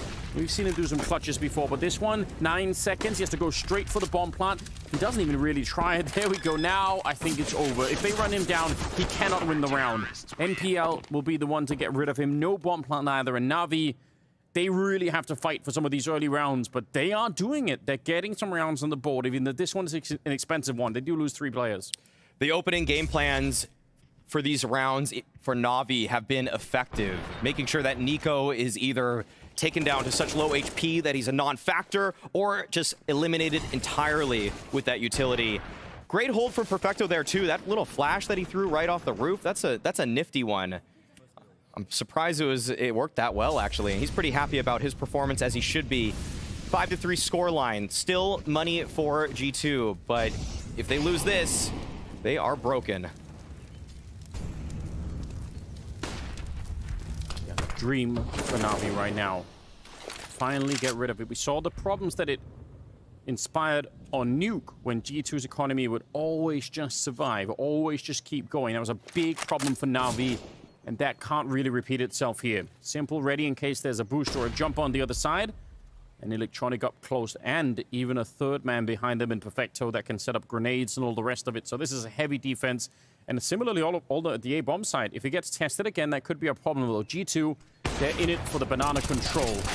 Run through Nico with the headshot on Electronic, and he nearly could have had Simple on top, it looked like. But G2 pumped the brakes. They knew that op rang out. Can't just charge into a bomb site against Simple. That would be foolish. And so they back on up towards A. They're unsure at this point if Simple rotated, but they're just gambling that it's going to be the weaker setup. 2-2 for Navi, and it's down to just a couple players here on this defense. 30 seconds. Oh, the backup is miles away. No one's rotating out of B. It's just going to be down to this crossfire hold. MPL, it's a great start. That's all the attention, and that opens it up for Bit. So now they're just trading kills, and they might have done enough here. 18 seconds left. That is so scary, though. If that first kill doesn't go the way of NPL, then the rest of the site will very likely fall behind it. But NPL and Bit, they combine for a very, very strong defense. And Navi, they keep it going a bit longer. No bomb plant, and finally that money is gone for G2. Good hold from the rookie there. Like you said, if he would have fallen, that would have been lights out for him, or if they were approached longside. But given the time constraints there, given the fact that they didn't want to even test that arch side out, given that Simple could have found himself into that position, G2 had a very one-dimensional approach. It was a good flash to get him in, but with that opening kill, that crossfire, it's just so powerful. And so another timeout as Navi, they're bringing themselves back into this game. Slow start, but I think everybody is feeling themselves in the server now, which is obviously a worrying prospect for G2. These strategies towards A, they just have had pretty poor results, actually, in the last handful of rounds. They started so hot, but since Nico hasn't been able to find anything, he's just getting shut down in most of these banana takes. It's been tough for them to find anything at all. Oh, whoa. Leg shot, and Monacy will run him down. Bit, you can't go down. You have to stay alive. You're the only defender at the bomb site. This is critical. He's going to put out smoke behind him, but they're just coming for him. Monacy's stolen the AWP, and you'll find a kill on Electronic. Nico with a headshot. Bit is still fighting for the team inside, and finally, he is brought low. It's Perfecto now in a 1 versus 2, but so far, it's Nico that's paved the way with the Deagle, and this is a tough one for Navi to swallow. All on Perfecto to try and reclaim the round. He's building a tunnel of smokes right now. That actually really confuses G2. They're not sure if he's going to pop out from the front, left, right, backside. And so Hooksy, who was trying to play his own game in the smokes, decides, let's just play this one passive, and Perfecto, because he wasn't gifted anything there, has to back on up. This is G2 with just thievery. I know. Yes, just absolutely stealing it away. One leg shot, and then the running pistol coming out from Monacy. He steals the AWP, gets another one, and then Nico's there to follow it up. This is so disgusting, but at the same time, Everything that G2 could have hoped for. After losing the economy, this is what they get. Oh, wow. Nico is pre-firing around corners with a deagle, by the way. That's how much he's feeling the game. Just thinks that everything's going to work for him. Great shots from G2. The firepower working in their favor in this one. Also, just interesting movement from m0NESY. Just kind of the air strafing, the jiggles while flying it simple, making it so hard, such a difficult target. And just when it felt like Navi were really coming back in this one, they're put back down 2 rounds away. And Nico has gotten close. This has been always a poor position for Navi when he's able to take that space away. Yeah, risky to try and challenge him, but nice jump up Electronic. A failed smoke. I wonder what that'll do to his position here. He's worried that he's going to get caught falling back. And Nico still just moving up behind it. Another nade lands on him. So he's having a very similar experience out there. It's hard for him to find real fights, and it usually puts him on half health or below whenever he shows up at Banana at the moment. He's not doing too badly in spite of all of this. I mean, he's still at 7 kills, but nowhere near the game-breaking performance that we saw on Nuke just now. And that's, I think, by design for Navi. They've done everything they could to try and slow that down. Yeah, but let's not discount the fact that he still is holding on to Banana control. G2 looks like they want to set up for some bracket take, but that is a very well-timed smoke.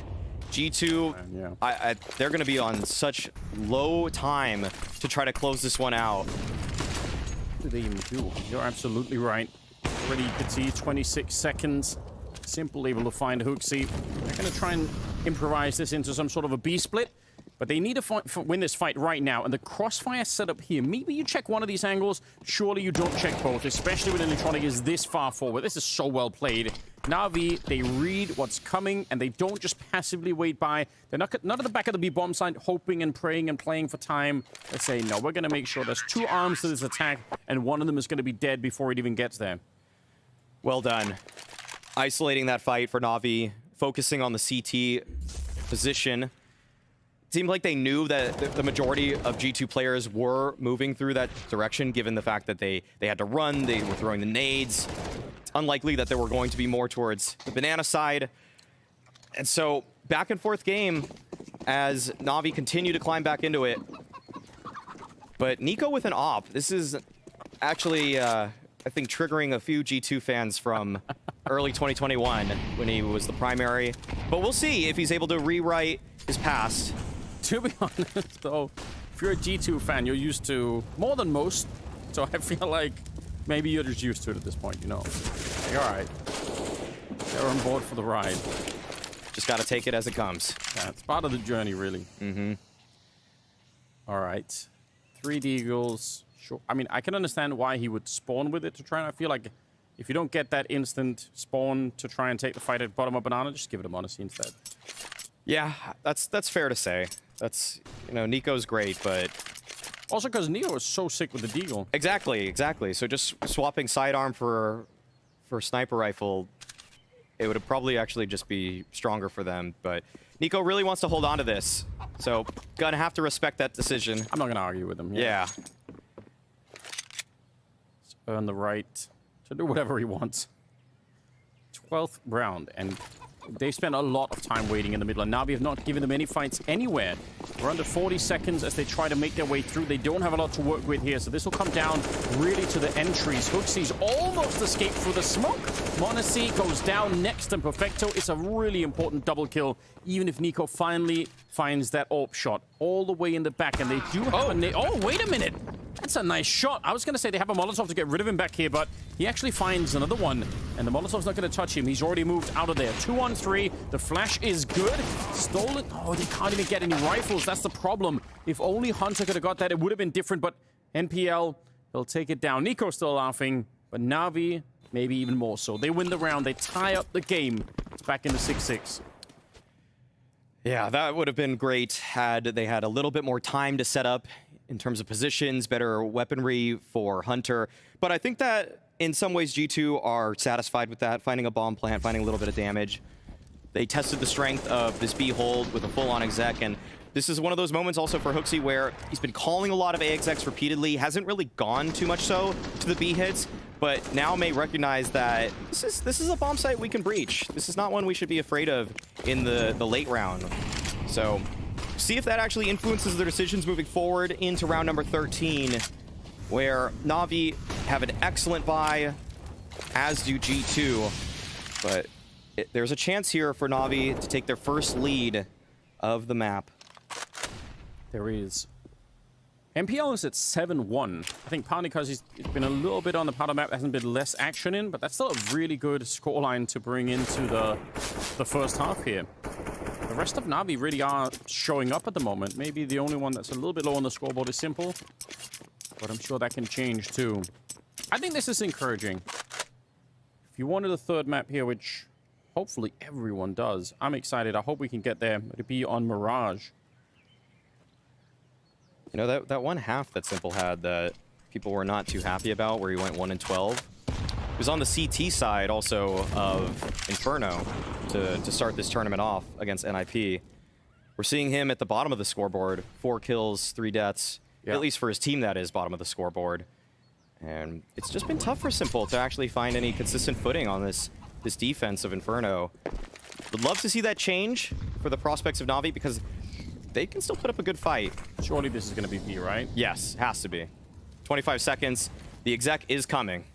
JKS, one last grenade over on the arch side to try and set it up, but here comes the real attack. 18 seconds left in Perfecto. He's calling. He's on the microphone right now saying, yeah, they're definitely coming. Down to 12 seconds. They can't waste any more time, G2, and they won't.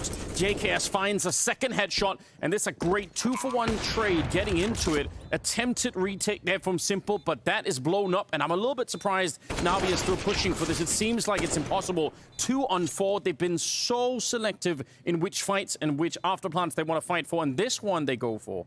That's curious. Yeah, this one seemed to get away from Simple and NPL there. Just prodding on in, perhaps a little bit too deep. Now the money is in a bit more precarious position than Navi would have liked. Bits very close. Oh my, no. No way. Do it. He's going to do it. He's already on it. He has the time for it. Wait, Monacy's turned around. He's looking for it. He has to run it, and he saves the day. Oh, how close was that? That can't have been much more than a second and a half. Yeah, I think it just was a second and a half right there. How badly did Bit want a G2 there? That's... Whew, okay, all right. Crisis averted. Monacy looking so calm about it too. Saying, why is this guy... Yeah, he's not been in G2 long enough to let that round slip. Right, exactly. Give him a couple of more months and he'll be there. And then that shot goes right through the armpit of Bit somehow. And everything is lost. But there we go. Hooksy calling for the B play right after he found some moderate success in the prior round with pistols. Nico taking a bit more damage than he would have liked. Just being licked by that Molotov. And there is a beautiful flash. No, Electronic doesn't commit to it, actually. Still recognizes his position, and somehow it's NPL that is able to find the kill. So Electronic pressured, but Perfecto is right there behind him too. And so he's standing his ground, and I think this might tip G2 off to the fact that this guy shouldn't be fighting right now. There's got to be something's got to be up here. Yeah. Yeah, they're calling a bit of a hold right now. Wait a minute, maybe not. Hunter's flashed his way through, and that's a god flash.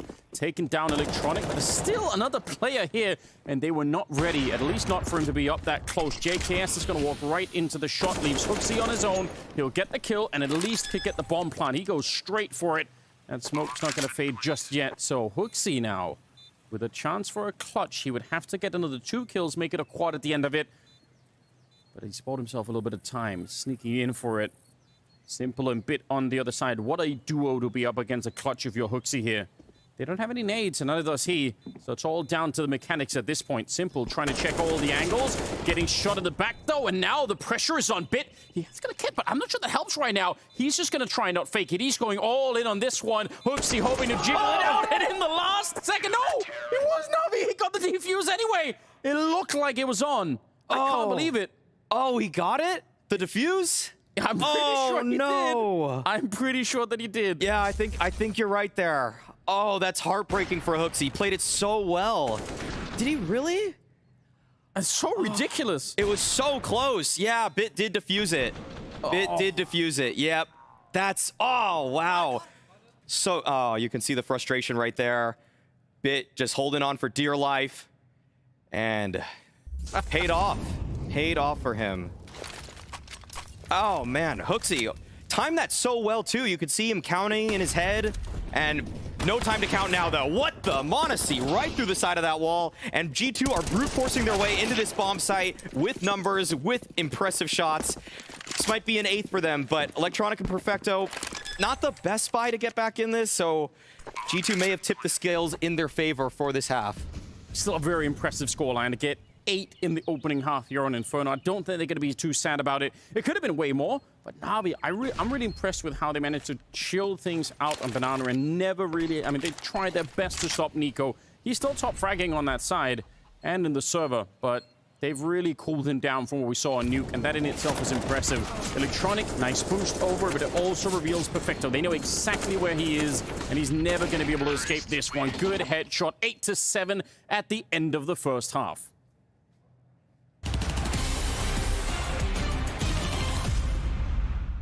Welcome everybody to Skin Riders. We are here with Blast in Abu Dhabi, and to my left there is this beast. Twist will do us the pleasure of being in it and going around the laps. What he's gonna do is draw skins, in fact, and then we're gonna have 3 players guess which skins these are.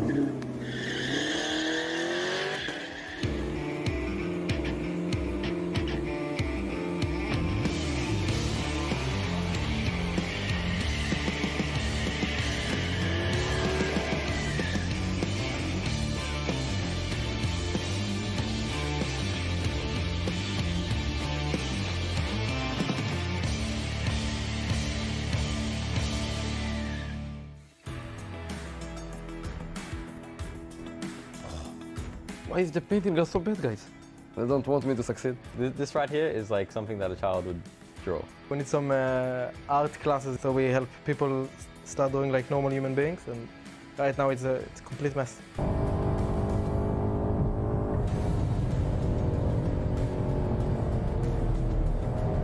I just see some people trolling me.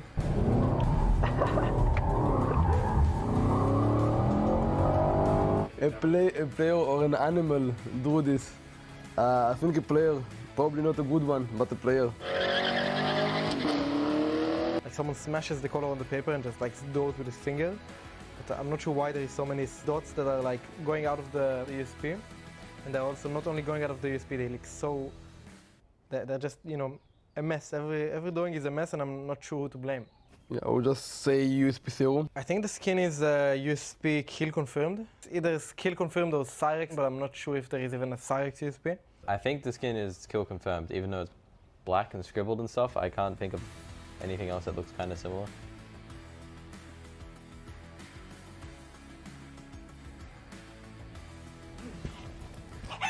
Guys, Dualies. How can I know Dualies' skins? Oh, I don't even know a name of Dualies' skin. All I can think of is like the blindfolded or something.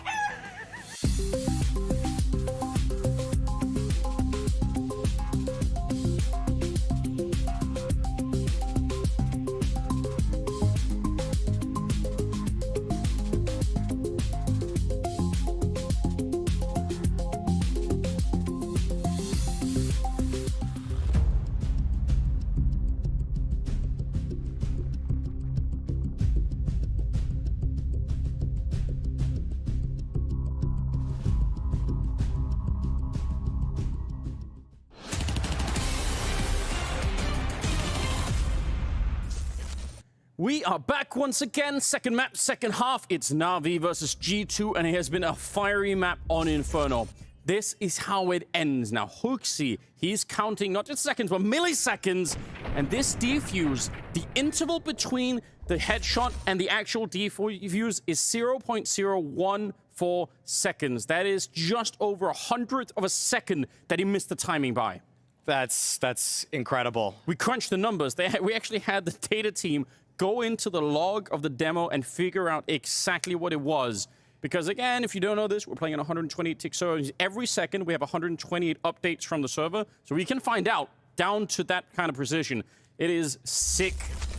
Yeah, unless you're a race car driver, an astronaut, a professional athlete, or a professional gamer, you're not going to have to operate with numbers and margins that slim too often.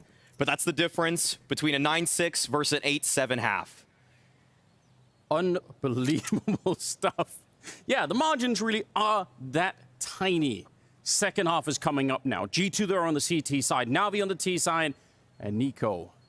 Well, he had a bit of a slow pistol round in the first half of Inferno, but otherwise he has been in a world of his own with this pistol. So let's just see if we could do it again. He's alone right now. There's no one here to help him out. There's one headshot, but you know more could be coming. They're trying to get rid of him, and that's great. That's how they got rid of him in the opening half here. Smoke him out, flash him out, throw nades at him, just make sure he can't get those clean shots. So one might not be enough here. It's a defuse, and straight up banana comes the retake for G2. They're not slowing this down. Perfecto, though. Good Glock shot to bring down Monacy, and now they're getting a bit closer. Hooksy, he wanted that defuse, and now he's back in the second round here, or second half, to try and get some revenge. NPL, 1 versus 3, and Hooksy will hunt him down. Triple here for the Danish captain of the team. Oh, wow. He wanted that one bullet back that he missed on Bit when he was going for the defuse. Yeah. And he got it. Well play shots from Hooksy. Obviously, NiKo with the fadeaway after that first kill, taking down Simple. And G2 getting off to a nice start here. Love to see these from Hooksy's perspective. All right. Charging on forward. I love that he's the first one in, too, and he's still hitting the shots. That just makes everything so much easier for everybody in the back lines. If you're Hooksy, not that... I mean, he's playing very well at the moment, but he must also have a feeling that it's always going to be worth it for him to throw himself in there, because he can get information, and he's got such firepower behind him. Yes. That if they get the information, they're going to be even better than he is at that. Nice push down the middle. It's Hunter to take down MPL and Simple. It's a very, very aggressive second round coming up here from G2. Trying to steal any piece that Navi might have wanted in this round to collect themselves, to figure out what's going on. Just take it away from them. Did he just throw the M4 over the electronic? Yeah. I think he did. Yeah, I think so. Spread the wealth. Spread the love. We've been seeing a lot of top teams actually go for this. If you win the pistol to push down middle, seems like they really just want to take the fight on their own terms. Don't let the pistols get up close. Don't let them swarm you. Just upset them before they can even structure their attack. Hooksy, NiKo, they'll have to connect if they want to stop any banana pressure. Hooksy's actually forced off his angle, but NiKo still lies in wait. And Bit taking some damage here, not actually able to even tag Hooksy. Hooksy feels pretty invincible right about now. Yep, and they come back to probably mentally think about the depth of Banana in that car, and then suddenly it's dead. It's the MP9 up the floor. Super frustrating when you've got a mental picture about fighting a long-range battle, and then when you come back a little bit later, it's actually up close. Small details like that can really juke you out when you think you're about to have a fight. Either way, good round. Started aggressive, ended a bit slow. Either way, G2 10-7 as they are 6 rounds away now from defeating Navi in a 2-0 fashion. Yeah, worth noting that Hooksy himself really carrying the weight. NiKo on top, of course, but Hooksy right behind him with 13 kills. And Hooksy, I don't think anybody's going to forget that line he said, that he doesn't even have to frag and they should still be able to win tournaments. But when he's fragging too, it's hard not to imagine even greater pastures. I think especially as an in-game leader, it's such a luxury to have that. Obviously, you are going to try, but it should also allow him to make some plays sometimes. I think that's sometimes what we see out of someone like Kerrigan, right? If you know that you have the firepower, that you can play a little bit off-color, and yeah, somebody like Twist will make up for it. Even if it is a bit of a screw-up, it's probably going to be fine. I mean, Hooksy should be in a similar position here. Yeah, Mac 10s. Would love to see some of these other faces from G2 begin to light up the scoreboard. Nobody else even positive, despite the fact that they have the round lead. So there is an A play developing for Navi here. They take this bracket control pretty early, but they're still considering their options. Electronic, NPL, seeing if anybody is right behind that smoke. And this is a slowly developing play for Navi. Smoked in front of the library. They can get so close if they want to crunch this A site, but they do still have this B option, and they are actually choosing to lurk in. The grenades, though. They don't have the nades, really, Navi. So some of those flashes that can go over the building into A, They're not going to have those, which is a bit of an issue. That's a CT side flash that came out to the corner of Arch. Oh, wow. 20 seconds, and Hooks is pushing up. So is Nico. Navi, they think they're about to attack the bomb site, but instead they are getting shot in the back. And Panic's going to be at an all-time high for Navi right now. m0NESY spraying them down. A triple on the young star. And Electronic, yeah, there's nothing they could do. They got absolutely caught with their pants down. Just took so long to develop that play, Navi. They set the pieces in motion, but then they got held up. I do think that they were having trouble recognizing where they wanted to breach from. The flashes may not have been there, the mollies, everything that you need to have, you want to have a very clean route into the site. It kind of stopped them in their tracks. There was a little bit of counter utility there to G2's credit, but on top of that, I just love that Hooksy takes command, just pushes down, centers the defense, make sure they know everything that's going on. Navi, they are having a tough time here putting T-side rounds together. Almost a little bit surprised there wasn't a timeout after that round, because I'm sure if you're Blade and you're watching that and you're seeing that the first engagement is actually the banana defense shooting your team in the back at bracket, there must be as a coach, you must be looking at thinking, I really need to say something, because we've lost control of this game now. Yeah, it does feel like you're being completely red at that point. If you lose that much space, and if the other team just has the wherewithal to even go for those pushes, I mean, that's incredibly concerning.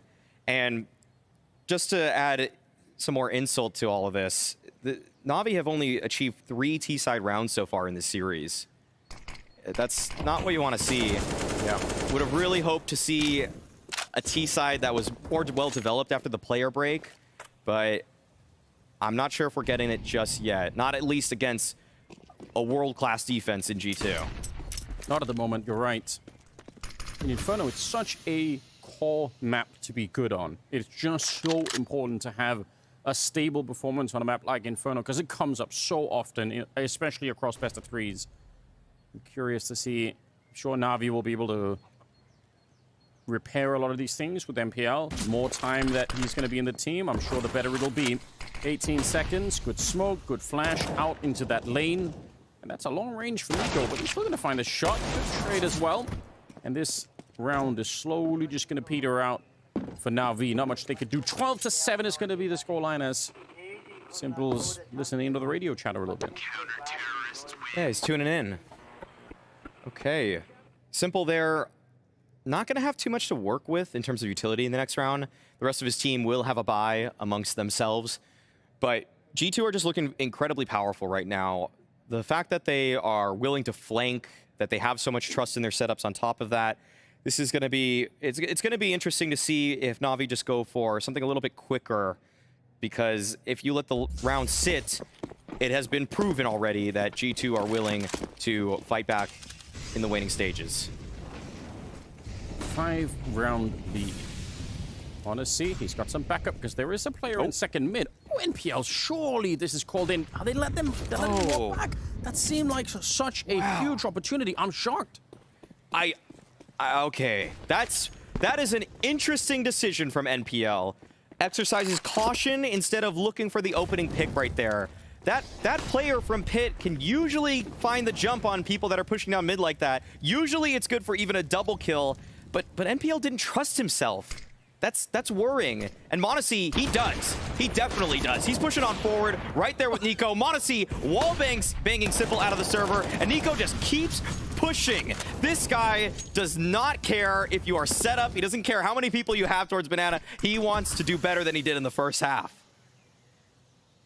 That's obviously, I felt like that was such a big opportunity. Yeah, there's the wallbang death on the other side, but that's that start of the round. I'm so confused. I think Bit was actually scaling up into the palace or into apartments at the same time, so I don't know if NPL was waiting for that and saying, you have to come back from palace or apartments to help me out. Either way, that seemed like a lost opportunity. They can't get it back. 30 seconds now, 3 versus 5. Oh, the numbers are actually not here for G2. Yeah. That might be the saving grace for Navi. It's a crossfire between just a couple players. Hunter and JKS, they got to hold on right now, and it looks like they'll be able to do so. JKS finds one, a second, And Electronic, he's already priced himself out of this round. 6 HP, not good enough to even hunt for the trade. And now G2 are able to find a 13th. But we do need to unpack that choice from NPL to not swing up from the pit in middle. That's something where if you are a young player, you don't want to make mistakes, but sometimes you do have to call your own number. When it's m0NESY on the other side of the server, there's a reason to be worried, but there's also getting the jump and knowing you have the jump in those kinds of situations. And I think he did spot those 2 players, so I'm just a little bit concerned for NPL there. I kind of wish he would limit test a little bit more in these games. Yeah, and that's maybe something that he has to, to feel more at home in doing in the future. We'll see. Maybe we'll get the replay at some point. We can get maybe a sense of it. Yeah, it could be that he's just worried about peeking straight into the AWP. Like if it's double scoped in that position, I don't know. Either way, I kind of tend to agree with what you're saying. Opportunity that the alternative was going over to fight at the top banana, and they got blown up. So that didn't seem like a better choice if you had to contrast those 2 options. True. It's like we have back-to-back pauses here. So a lot that has to be said, a lot that has to be discussed for Navi. Still yet to find a T-side round here on Inferno. It's been 6 straight for G2 if you include what they did in the previous half. And this is how that situation unfolded. Yeah. I mean, you see the lineup there if you're NPL. I guess after he tucks back in, because it seemed like he instinctually just uncrouched and recrouched. If you do uncrouch again, it is pretty slow. So m0NESY would have been able to rip his head off if he chose that option. Yeah, so his initial uncrouching was the time to go. Yes. Once he doubts it, it's probably gone. But. Right. All right. A lot of details. AK in the hand of Electronic, some pistols for the rest of them, and again the aggression is out, and it's not just Hunter. JKS and Hooksy was up in the apartments behind, so that's a 3-man swing to test second mid, and it just wipes out Navi. This is so frequently the call after a timeout like that. Actually, we'll see. Can Simple figure this one out? This is an interesting position for JKS. No, just not going to clear that angle. Never going to expect somebody there. But you're going to see this a lot in higher level CS games when a team is ahead, the team is trying to come back into it. The team with less rounds calls the timeout. The team with the advantage so frequently just says, we're not going to let you set up. We're not going to let you enact whatever plan you just discussed. We're going to get into your faces. We're going to take the fight to you, and we're going to brawl, because then you're just completely off kilter, and that's exactly what G2 went for there. Yeah, you actually take away their timeout, or at least the outcome of the timeout if you're doing it correctly. Yeah. Nice little recovery individually from JKS. He had a pretty bad start to this map, so up to 11. That's not bad. Yeah. 2 rounds away at the moment. G2. This is quite the day that they're having. I'm sure people were excited at the end of last year for the overall trajectory that the team was on. It felt like they were creating some headlines. But if we can keep going through the player break, that's always something to worry about. You end the year really hot. Who knows what can happen, but this is still looking very promising. Hunter turned around for the flash in the middle, but with him and JKS on the other side, this is a 3-way crossfire, a 4-way crossfire in fact, and it's blowing them up. Wallbang onto Bit to take him down in Simple and Perfecto. How do you bring this one back? If G2 played disciplined here, then Navi should not get back into this round. No way. G2 have been playing too well, I would say. Maybe with this huge round lead, which with the confidence they have, there's some way that they could slip here. But I do agree with you that I think G2 have put themselves in a position beyond just this game to be a team that thinks they should be contesting for trophies consistently.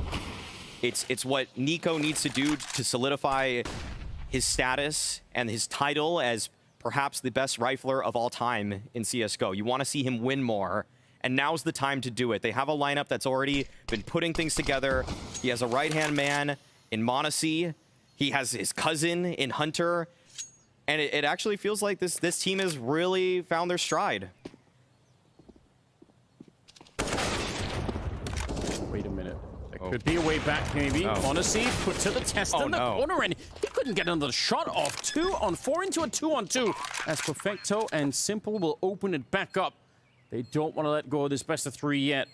If they wanted to take a stand, then they can't really let G2 onto map point. They're a series point. They really need the comeback right now.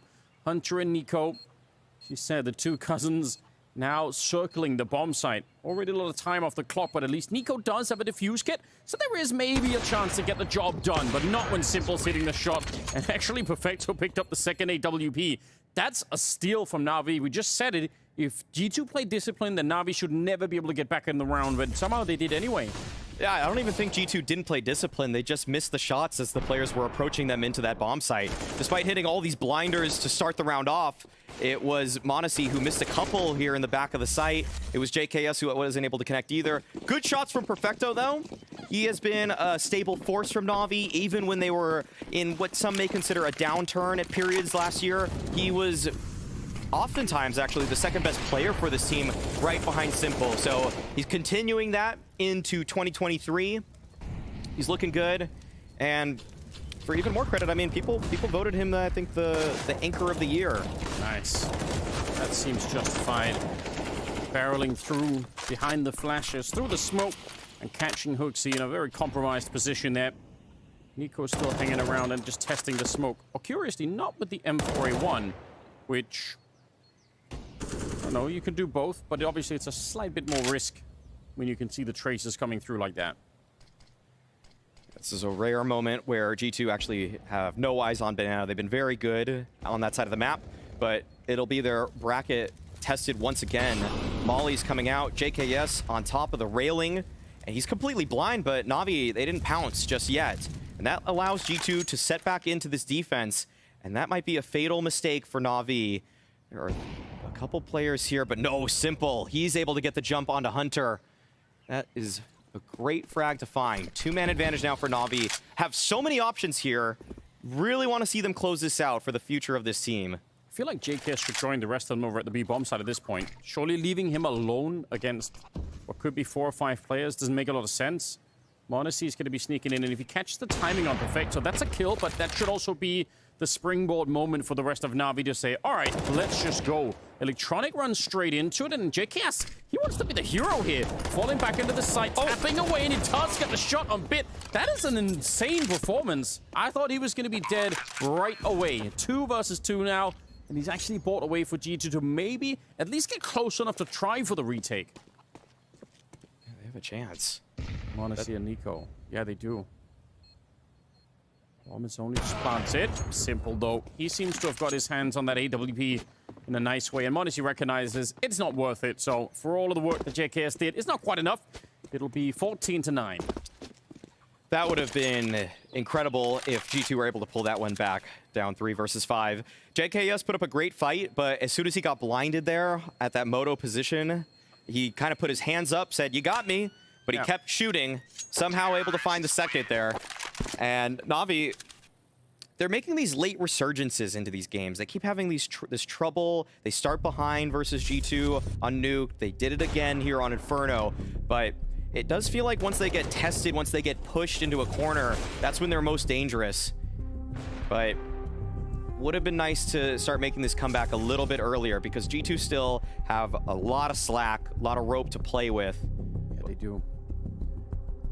Could be a problem with the money, of course, and also they're both teams really now running out of timeouts. So if you want to get the coaches behind them in with a little bit of info, then you're going to have only a couple of chances to do that at this point in the game. Yeah, Navi cornered. You're right. It just always feels dangerous. And you could see that Simple is starting to feel very loose and fast with the AWP. And a lot of the talk today has been about m0NESY, and I think for good reason. You know that Simple can take over a game. 24th round. And what are we seeing? It's a very tight constellation on the Navi side. It's 14 on Perfecto, and the bottom fragger is, well, Bit and NPL at 11 kills each. So, yeah, tight spread going on over there. Okay, m0NESY might be able to find that opener versus NPL. Oh, beautiful jiggle from NPL there. Recognizing that's an option for an opposing opper. Now Bit is able to take down JKS, going for the push. And Hunter, okay, he actually took m0NESY's place. He's pressed on forward. This is actually going to find a lot of information for G2 and might give him, Hunter, a backstab opportunity in the mid-round. Yeah, but NPL seems to suspect that something is amiss. there could be a play afoot. And he's making his way back, still jiggling on forward. This is on a knife's edge. Hunter is so close to finding an opportunity here. Now decides this is time to peak, but NPL was holding the line. Good discipline from the rookie there from Navi. Had so many chances, so many times when it felt like maybe it's safe to go back, but it never was. And so he just waited and waited, and that's all he needed to do. And now everything unravels for G2. They have no position. They have nothing to work with. Their position untenable. Maybe even more impressive that he's still holding the apartments there when everyone else is starting to show up for Navi, because it's very easy what can happen, almost this diffusion of responsibility. If you've got a lot of people in the area, everyone else just assumes that someone else is probably covering. When it's just him almost alone, it's like, yeah, you could say maybe he's going to hold it because it's his life on the line. But when it's like 3 or 4 more people there, it's so easy to say, probably somebody else will. But he did it the whole way. I think there's like 3 people behind him at this point in time, but he's still just committed to making sure they're not going to get surprised. So I agree, well done. Yeah, playing very well in the system there for NPL, averting what could have been a really bad round to lose on. But G2, they still got a buy for us here. Flurry of nades towards this side, and NPL comes out on top, but Nico brings it back. 2 kills for him, even tagged Simple on the jump spot there. Simple wants this fight, and he is able to take him down. So it's a 3-on-3 situation. Numbers, they have been evened out.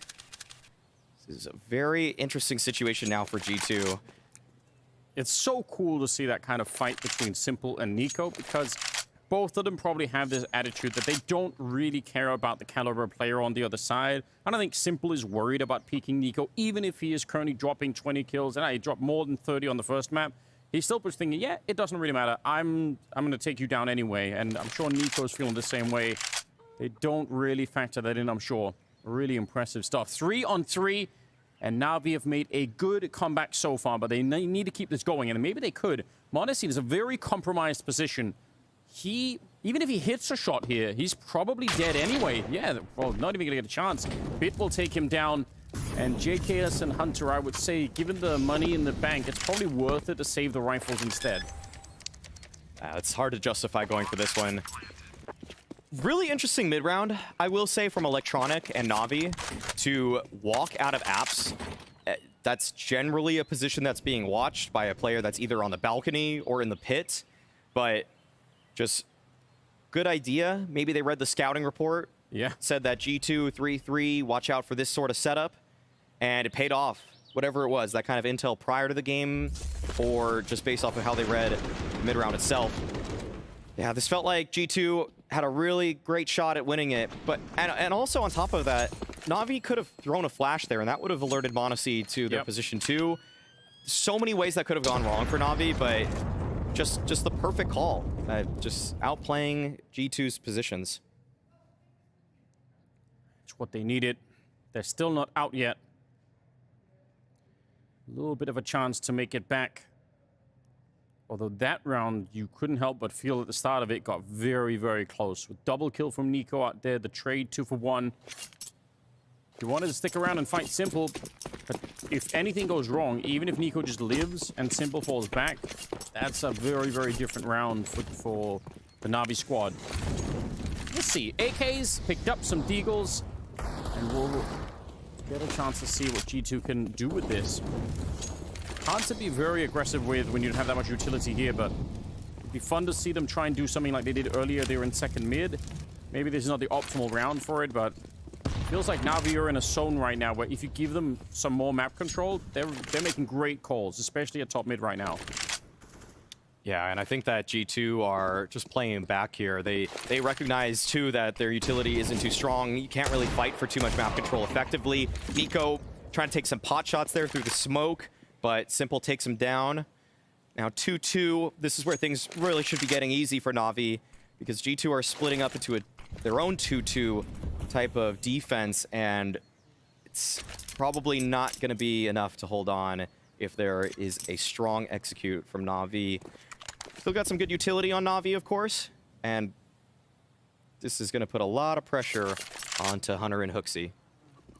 Yeah, this boost is usually good for the 1 kill, but when that many rifles are on the other side and all you have is the deagle inside, I don't think this crossfire should be enough to stop this at all. 30 seconds, a little bit of a smoke coming out. That's interesting, but they're going to find the kill immediately. The bomb, that's very awkward. I want a spray from Hunter as well. He takes down NPL, 20 seconds. And now it is a little bit more fun. G2 with a chance to steal this round away. We can get m0NESY and JKS into a position. There's a gap in the smoke. That's so strange. Simple. Nobody guarding him. That must have been called out. It feels like what could be a devastating mistake from Navi. Electronic is now in the back here, and they know it as well. No grenades, but it doesn't matter. JKS has shown up to play in the game. He's got 17 kills, and that is the round won by G2. I can't believe Simple planted the bomb exposed to CT spawn. Of course, he thinks he trusts that Electronic can cover him there, but with just a rifle, it's a tough shot to hit. And credit to Hunter, though, on that spray. That boost, that paid off so well. Even though HooXi fell in the sight, Hunter was able to recover beautifully. I don't think Electronic was even peeking. I don't think he was even looking, as far as I could tell. I don't think he could even necessarily cover him unless he's completely wide swung anyways, or lined up with him. That's a very curious way to plant for Simple. Maybe just thinks that it's such an off angle it wouldn't matter, but that's odd. And G2 are pretty happy about that. Really feels like they stole one there, but they're gonna take this one. Nico has Banana. Does Perfecto standing inside of the flames. There was no way out and no one that could have helped him either from behind. Simple couldn't really have swung against that. He also steps on a grenade, so 4 on 5 to start the round. Okay, fine, that's great. Take Nico down through the smoke and behind the wooden playback there. It's Electronic to go down next, and the pressure is on. Hunter here to help out, even as m0NESY will miss the shot. It's Simple and NPL, and they're not even aware. Hunter, that's a huge misstep. He walked right into it. Simple's creeping up, m0NESY's on the other side, and the timing betrays him. He's gonna get dropped, and HooXi, how much of a hero do you want to try and be here? They have a little bit of money, but maybe not quite enough. And Navi are only gonna be at 12. HooXi's gonna get close and hope that someone's gonna make a mistake, but surely Simple's got this round on a tight leash. I'm sure that he's telling NPL, just don't get out of that pit. Just stay there for as long as you can. The bomb is way out in the open. He's gonna try and underhand that smoke. They all train at the corner. Nice pre-fire! And he's quick with the spin. There's a chance now. But again, that bomb position is so dangerous. HooXi, he has to hit this headshot right now. It has to be a one-click, and NPL's playing with him down there. Time is running out. And it's NPL to bring it down. And another round for Navi, up to 12. Oh, wow. I'm surprised that Hunter decided to peek there in the 3 versus 2. HooXi almost bringing it back, though. That shot, that pre-fire onto Simple, it made you believe for a split second there. But just call Simple the Nico killer in this one. 3 rounds in a row that he's able to find the pick onto him, and that's been monumental in the chances for Navi. Yeah. I think that in this situation, G2, they saw the map, they saw HooXi on the other side, and they wanted to make sure that they give him a little bit of info to set up, but oh, this one's coming fast. Perfecto right there. Nico's able to find a trade with a nade, but Perfecto, he's in firm control of Banana, and Nico just choosing this top orange spot. If he gets popped on, this is a very strong spot to play from, and he actually has company too. m0NESY is rotated in. The fact that they got the nade kill on NPL is obviously huge. Oh, he does check it! m0NESY. And now he knows. Absolutely sick. He has every clue. A little bit of spam coming over the top. Electronic just trying to stay alive back here. And Nico's so hungry to get the kill. And that might have been not just hungry, but greedy. m0NESY trying to escape, but Electronic is on top of it. And the round is going to go to Navi. They're just too far away. G2 are having a hard time holding on to their nerve in this game. This is what is a bit too typical for this organization's past, but they still got some room to work with. They do. But some of these deaths, despite having man advantages and positional advantages, have been thrown away in uncharacteristic ways for a team that just came off such a huge victory at the World Finals. I'm sure if you could defeat Electronic in that position, it takes it from being a round that you're probably winning 70% of the time to maybe like 85%. It's a huge step in the right direction. but when you die instead, it swings so far back the other way. So the risk versus reward is probably never going to be worth it, even if it feels like it's so close you can almost touch it, but not quite. Navi, they're getting there slowly but surely. This comeback is much more doable than the one on Nuke, where they were really far behind. After that kill, they're in such an excellent position. And now Electronics in his zone in terms of calling, in terms of individual play. G2 have taken so long to close this one out that everybody has really begun feeling themselves for Navi. JKS, okay, we haven't had to say his name too much just yet. Playing so far forward. Oh, Bit spots him out, and neither player, they don't want a piece of each other. They recognize how much of a 50-50 that is. Smart play from Bit. I'm actually really impressed. That's an easy oversight to be making.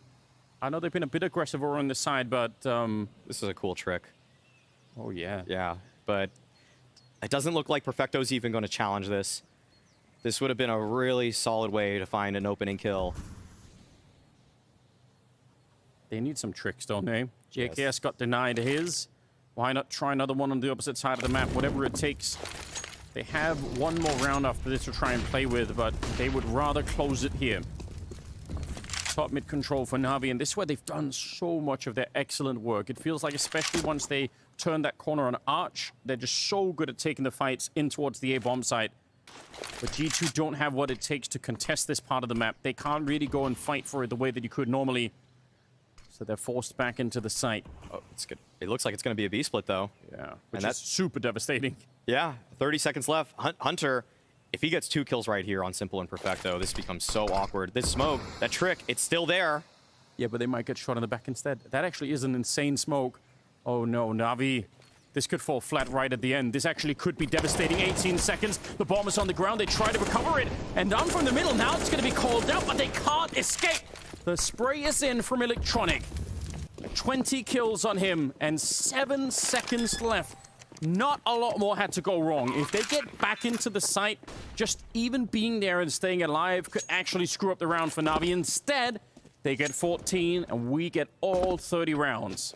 You could see the panic set in for Hunter. He had an option there to stay behind first oranges. It's not the best fight by any means, but you can see he really wanted to retreat right there. And that cost him dearly.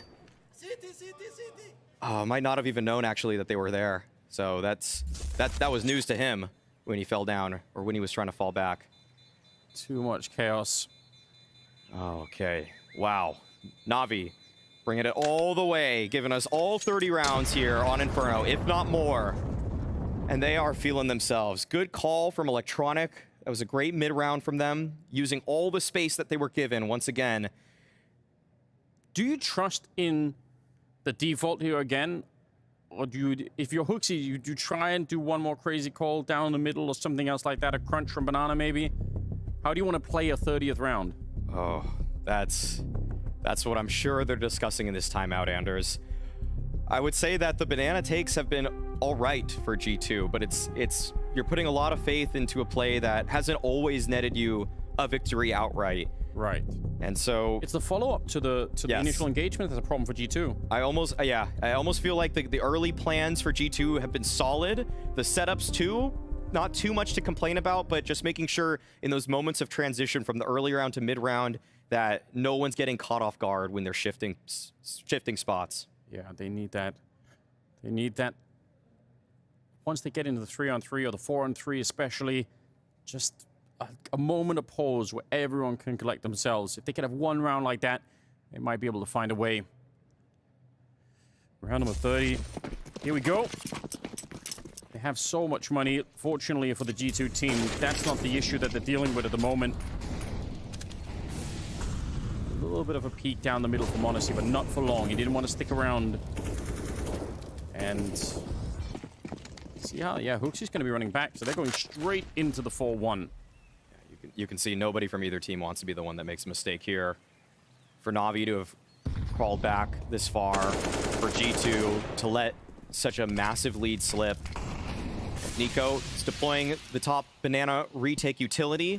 Navi throw their own smoke, but this actually leaves both teams devoid of information. Neither one really has an idea of what's going on over there.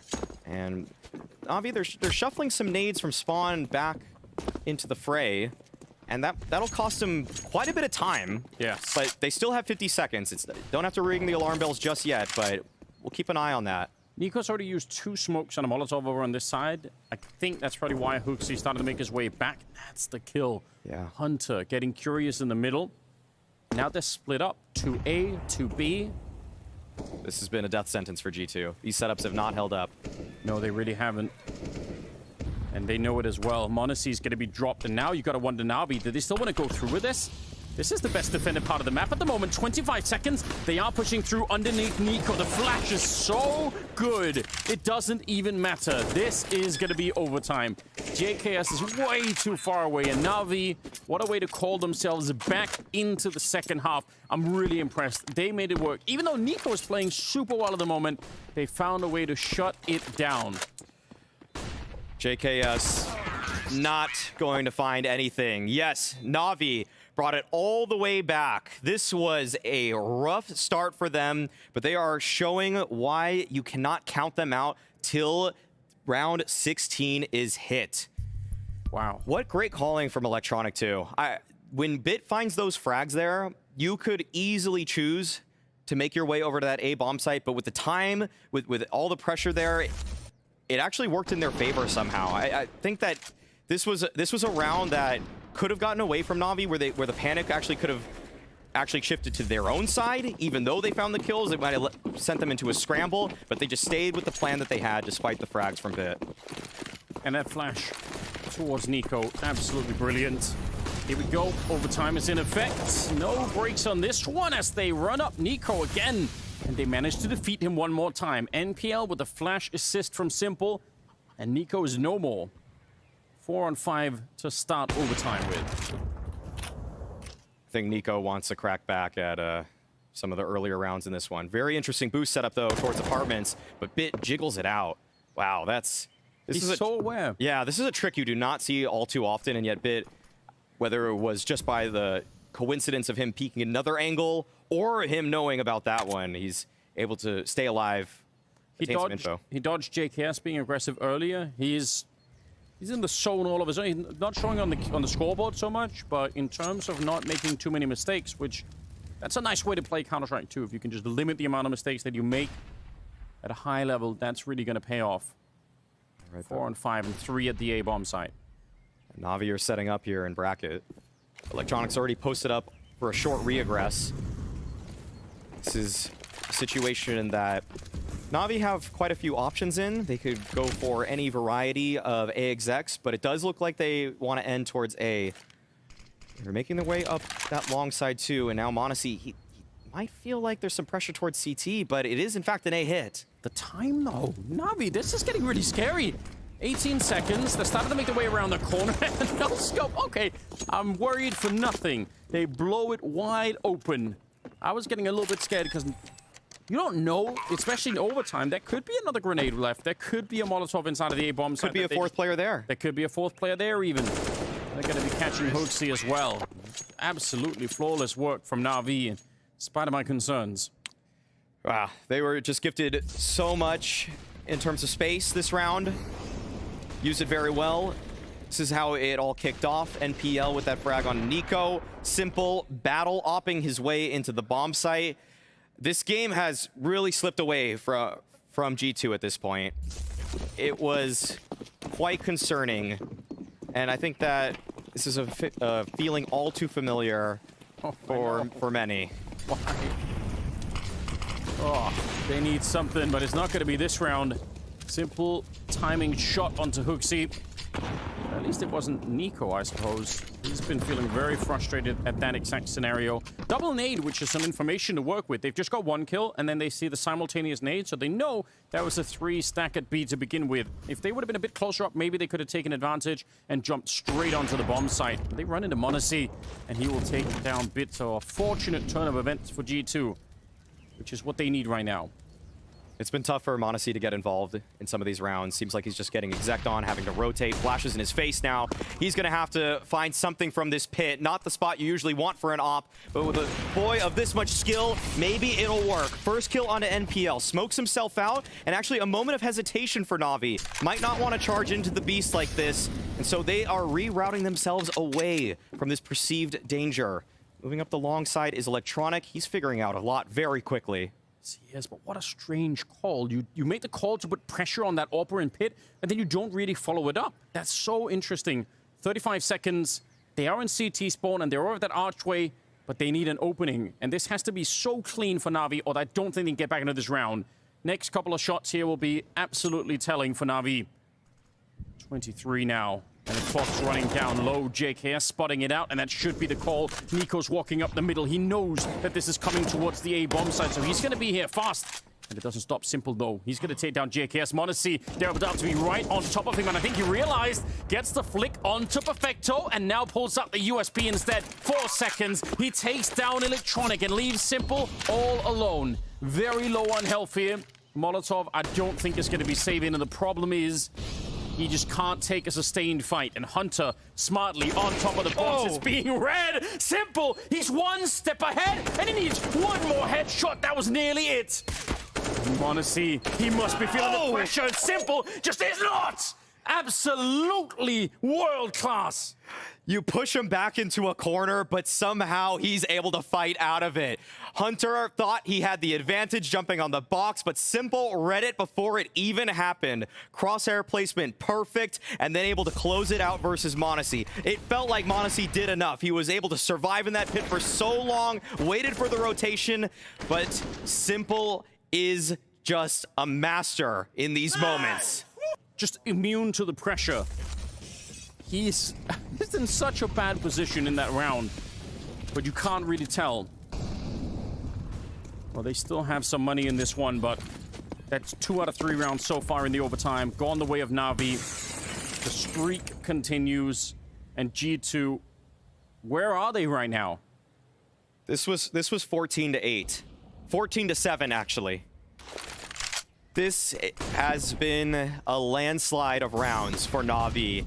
It feels like the snowball effect is full in motion, and they are just charging down. Doesn't matter what G2 call, who's alive. It's been all Navi all day, but Nico wants to fight back, but it's just a 1-for-1. This hasn't been a favorable situation for G2 before. Almost feels like they have to push the envelope even more if they want to find something here. Well, nearly jumping to his death. Simple waiting on the other... Oh, sorry, that was not even Simple.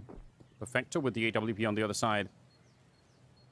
But at least they did get the kill on Simple. And getting that trade, maybe it's worth it. It's better than Nico's been doing for some rounds. It feels like so many rounds Nico's just been dead from the outset here. m0NESY, he sees it, and that's enough. Perfecto not able to beat that one. He's going to be back into it quickly, smoking it off, expecting a Molotov to follow. And now let's see if he could get one more flick in. That one wasn't it. 20 seconds left. The grenades, they don't do anything. He already saw it coming. He gets a leg onto Bit, but Electronic is still there to create another opening for his team. The wall bang, it is close, but not close enough to drop MPL. He stuck that defuse. He didn't give up, which is really scary when you're getting spammed like that. And now he's looking for the one tap on that AK. That was nearly it. 3-on-3. Flashes coming over the wall, and they want this round. They need this round on the G2 side. It's all Hunter all the way at the end. And a 16-17 scoreline in the first half of overtime. G2, a sigh of relief, surely. They're finally getting around. Needed Hunter to show up here. He hasn't been doing too much in this game just yet, but if there's a time for him to come alive, it is now, and he does. The utility also beautiful to set him up in that one. The flash is flying in, the Molotov on top of that. Very well played in terms of the retake here. Obviously, it's Hunter that's going to hit all these shots, but these players are in consistently disadvantaged fights. Well done. Okay. It has been a while since we've seen G2 put one on the board, but they're still here to play, and that might give them what they need. First half, let's not forget, they actually were able to find 8 rounds on that T side, not mistaken. So they still got it in them. They still do. Nico and Monacy leading the board on that side of the map, and we'll see if that's enough. I feel like in the meantime, though, since they played regulation, started regulation, JKS has really come alive. He's really doing a lot more. They were missing him when they were on the T side to begin with, but maybe that'll be the deciding difference here. So much pressure. It is. This is one of those rounds earlier where they played slow and it backfired. This time, again, they're going very fast with it. Bit and NPL, they are alone, but they're still getting the job done somehow. 3 versus 5 and plenty of time, and the rotation is in already. A 3-man switch from Banana into second to mid, and they're just getting picked apart. This is great. It's actually a bit of revenge from earlier where G2 had that same backstab onto Navi. Now Navi are doing it in return. Those 2 initial kills from NPL and Bit held the crossfire strong, allowed for the rotations to settle in, and G2, they just never pulled the trigger. They never went all in on it. They never shoved their chips in the middle. And because of that, Navi were able to just one-up them. The flank came about. Nico, yeah, he's sitting in the library right now. He might get one off guard, but no, actually, NPL takes him down. Okay, Navi, 2 opportunities to put Inferno away, to move us to Mirage. I think there's a lot of people out there that want to see that happen. Hell yes. But it's Navi that have to get it done. G2 felt like you called the right strat. Everything was in working order, but then you just got shot in the face. It's so deep to have the first fight of the round happen on the A-bomb side like that. That should be a winning formula for the T side. Well, G2 on the opposite side of the coin, they need 2 in a row to try and get into double overtime. Monacy is going to give them an opening here to bring Electronic down. Electronic has been out of this world. It's 26 kills on him, topping the board. He's been looking great. Individually, calling, comprehensive player. One that wants to reign again. It's been a rough patch for Navi in the recent months. Let's see what Simple could do. Gonna get that one easy shot, and with the Molotov already on the T side, he knows they're not gonna be able to just straight run him down. Some more nades coming out, and a little bit of backup on his side. Still a 4-on-4, which does present some problems for the CT side. They have a decision to make, and they've already made it 3-8, and just leaving Simple on that side alone. They trust him to wield that AWP. If anyone shows up, that's his domain. Oh, there's so much warning. Yeah, NPL, he recognizes that Simple is under pressure now. Yeah. There is a Molotov on Hunter, so they could throw it back here. I think they might have done that. No, not yet. Smoke is up. No scopes, Nico! Oh, no! 35 seconds. He almost stuck that gun right in Hunter's face, but instead, it's the AK to come out on top. That is so scary, though. And now from at range, Monacy, this is where he feels at home. No more nades on the Navi side, so they cannot dig Monacy out of this corner. He feels very safe back here. And G2 with the bomb plant on top. Surely Navi can't get back into this one. Trying to put some shots through, but I think they realize this one is going to be done. G2 are going to be at 17. They should go for it, though. They have money for the next round. There's no reason not to send it, but either way, Navi, they retreat. They definitely would have had enough money to buy anything, but they just could not see any way realistically into that round. Yeah, except AKs, I guess they can't buy. So that's true. That's a very fair point. Yeah. If you think it's worth it, and I guess they do, then that's what you want to hold on to. Yeah, I didn't see Perfecto had one as well. I think he just picked one up. He did, yeah. Yeah. Just at the end. Okay. All right. Monacy puts one on the board with an aggressive early pick. Felt like Simple was going to bail his team out of this one, but yeah, once I think Monacy gets there to new box, I don't see any way to dislodge him. He is a master of that spot. You need utility. You need some tools to actually get him out. 17-18 G2 working on their own isolated comeback after having had a dreadful second half of the game. And now be bringing it into overtime. We'll see if they have what it takes. Actually, this could be a really sick timing. If they run down Simple, this defense might be done, but it's easier said than it actually is to do it at the moment. Nice crouch from Hunter will take down Simple, and alone inside of the bomb site. It's a solitary player from the Navi side. Hunter, bit of a quiet game for him, but 2 kills in this round, looking for double overtime. And this is where G2 in the past, when they have this much hype around them, they make a couple of mistakes. They have over a minute to play this 4-on-3. This is where Hooksy has to do his best work. He's dead right now. He has an opportunity to see the lay of the land. He's able to call with the ultimate perspective. And this is where we are seeing him telling everybody, just hold on. Yeah. Play to punish. See if Navi make the mistake. Don't do anything too suddenly. Make sure that it is a concerted effort. Nico just making sure that he's pushing anybody off that banana angle, keeping Navi honest. And oh, they are very honest. Bit is in this bomb site by his lonesome. If Bit is able to pull this off to get us to Mirage, it would be a miracle. Yeah, alone against 3 people that are coming. He's isolated in the corner and instantly dropped. Hunter was absolutely sure he wanted to get the double overtime. Triple on him, 20 kills now, and they're going to go for the bomb plant, obviously. Perfecto and MPL, yeah, they're gonna swing for this one. They're so far away, even by the time. And there's 2 Molotovs. One of them just used, so I want to see. But they have the nades to slow this down. I don't know. G2 need to make a series of mistakes, probably, to allow Perfecto and MPL to get back into this round. A little bit of a peek. The timing is great. And Nico will tap it away. It is Perfecto, the last one alive. G2. And this time at the hands of Hunter, getting the round and getting into double overtime. That must be a huge relief. Oh, yeah. Hunter, not much to speak of for what he did in regulation, but in these last handful of rounds, he's looked like one of the sharpest players for G2. This is a game that is still impossible to decide. We need to head to double overtime. And with G2, I bet they feel pretty fortunate about how that one went. The picks that went their way early, the way they were able to slow things down, find that composure. And even though it felt like this momentum was all in favor of Navi, G2 feel like they were going blow for blow at this point. And in terms of getting the experience on land like this, someone like MPL, I mean, invaluable. It's super important. It's a different game when you're playing, you know, regulation to overtime to double overtime. It changes a little bit every single time.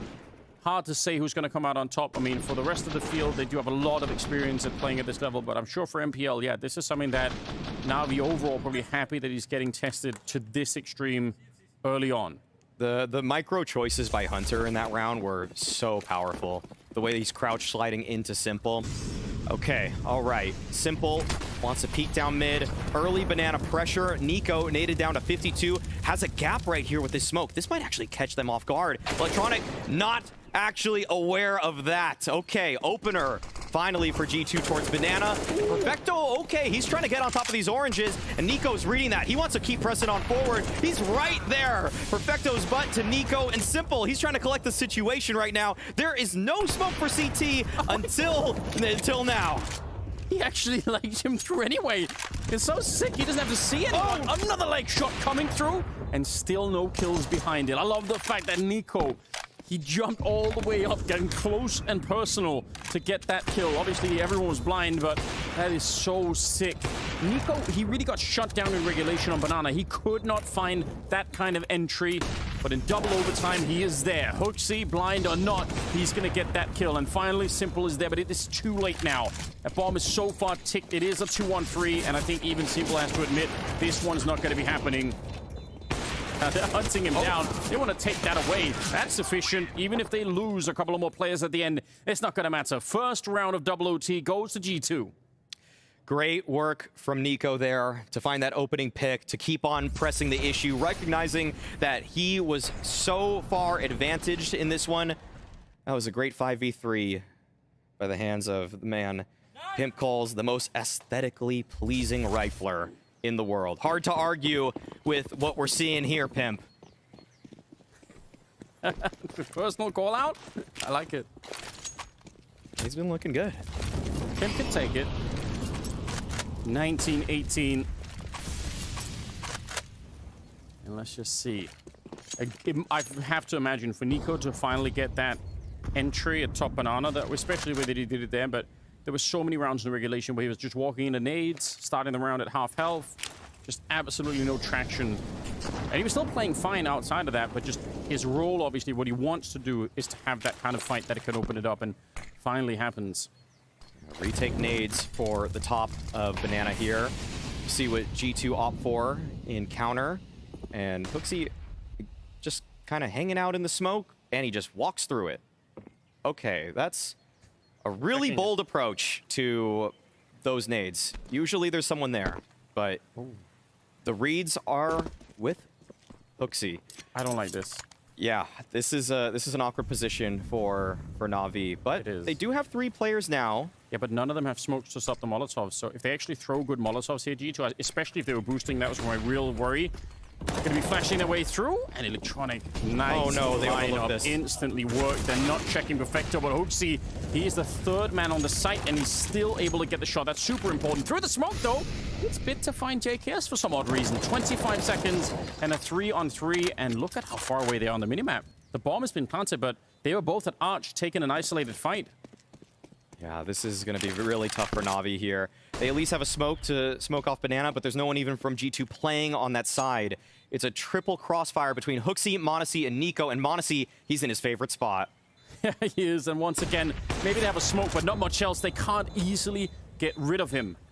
Takes the shot onto NPL, and Navi know what time it is. They're already backing away. G2 is taking a long break, but in double OT, they seem to have found a little bit of a groove again. The question is if they could escape with what they have. The AK is going to be denied. The rest will go up with the bomb, but 20-18. This is starting to feel a bit more fresh. Feels like the balance has been upset here. G2, they're looking good. This Banana control, it's been working wonders for them. Nico on these entries just been so sharp. And we can see that, really, if you let G2 get into a post plant, if you get m0NESY back there at the new box, it is one of the hardest tasks in Tier 1 CS to get him out. Yes. 26 kills from the young star. So he is contributing, to say the least. That's some nice nades. Navi, so decent start, but it's not. Hooksy's up. What? He nearly gets the kill on Electronic.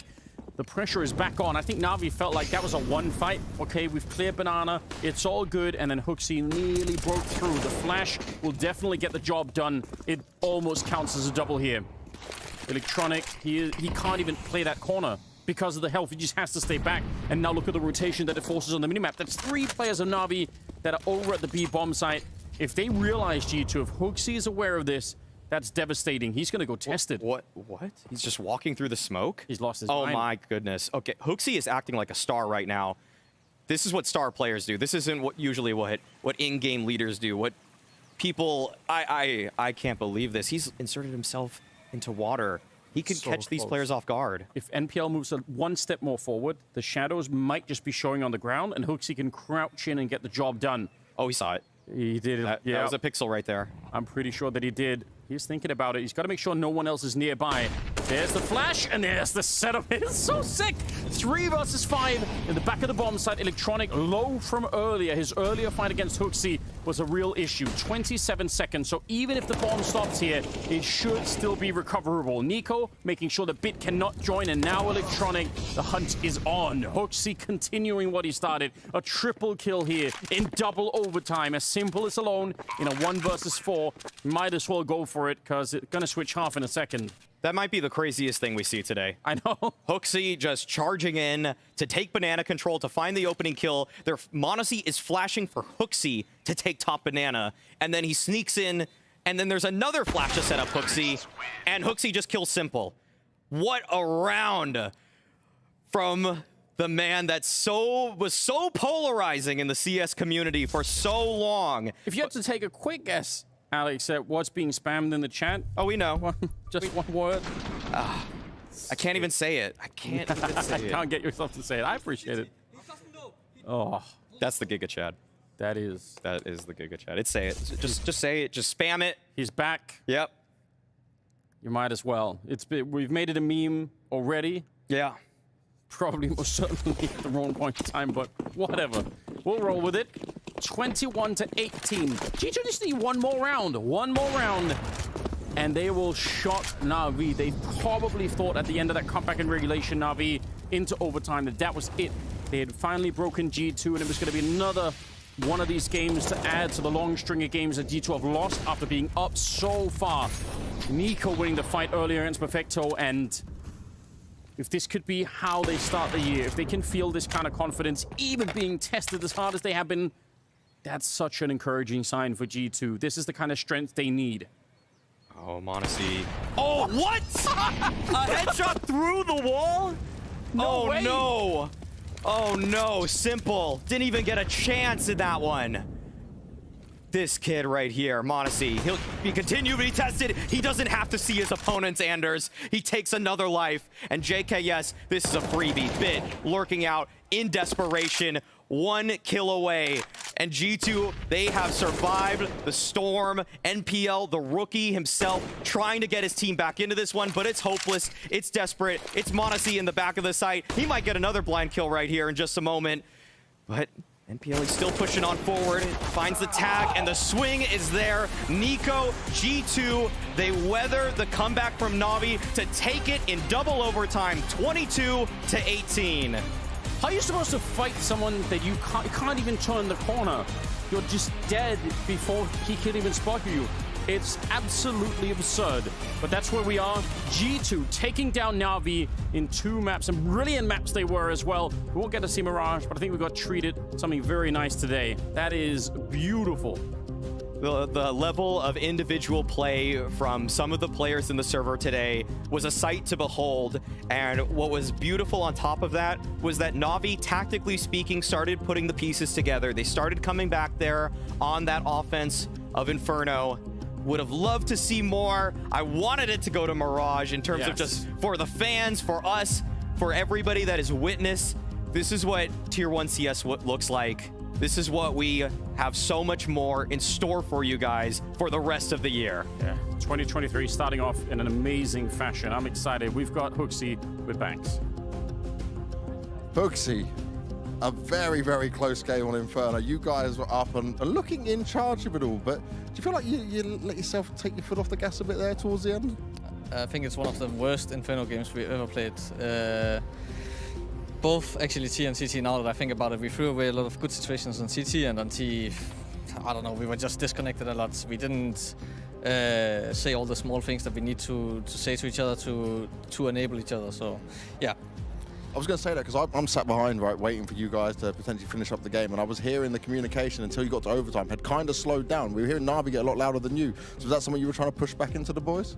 I actually think I didn't do a good job, good enough job at least, holding up the morale and trying to lead the guys. So that's on me. Obviously, everybody can chime in, but the main responsibility is on me, I think, in the end. So yeah, for sure, that was a mistake, and shit happens sometimes. It does happen, but you're still walking away with 2 wins here early on, and okay, we're coming back after the season. You must be feeling pretty good from all of this. Yeah, I think that. I did an interview with you earlier where I said that I hope that we could bring some of the energy and the play we have from Abu Dhabi, and I think we have. So that's very positive, and I think that we had a good boot camp before this. That is also paying off a bit, so yeah, I'm generally pretty happy. Yeah. Well, G2's going to be very scary if you get to 100%, mate. Thank you very much.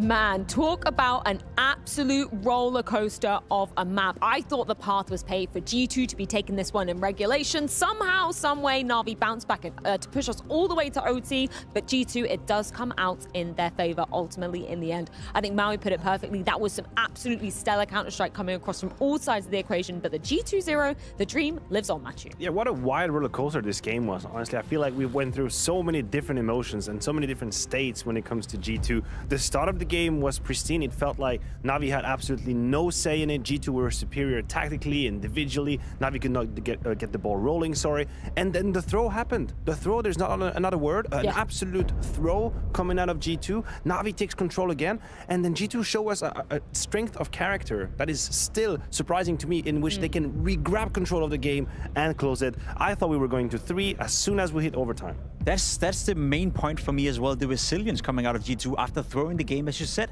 The first, I would say the first game and a half, it was G2 all over. Yeah. They're up 14-7 here in Inferno. We're talking about they're absolutely banging out Navi of the game, and it wasn't even remotely close whatsoever. And then the throw happened, as you said. And I thought as well when we got into overtime, that's it for G2. We've seen it so many times that they find a way to lose a game that's already won. But the resilience, the maturity, a new version almost of G2 is coming out, and they still managed to close it in quite a nice fashion as well, dominating on that T-side Inferno. I mean, to be fair, it took us a very long time just to see what Navi is made of. The true Navi. I felt like we had to wait up until around 21 or 22 just to see them finally kick into gear and have some sort of coherence with the rounds they were playing and some sort of idea and a rhythm. Electronic looked lost a little bit at the beginning. They were disjointed in how they were trying to attack. It didn't really make sense. But then G2 allowed them a way back in, and then it started. And then you got into that feeling where, oh snap, they're about to win all of these clutches. All the 3v3s are going to go Navi's way. And this is why I was certain we would see Mirage. Yeah, and it's kind of a perfect iteration to, you know, the weak starts we saw from Navi, looking back to Nuke as well. The fact that they didn't wing a single pistol in those regulations rounds as well.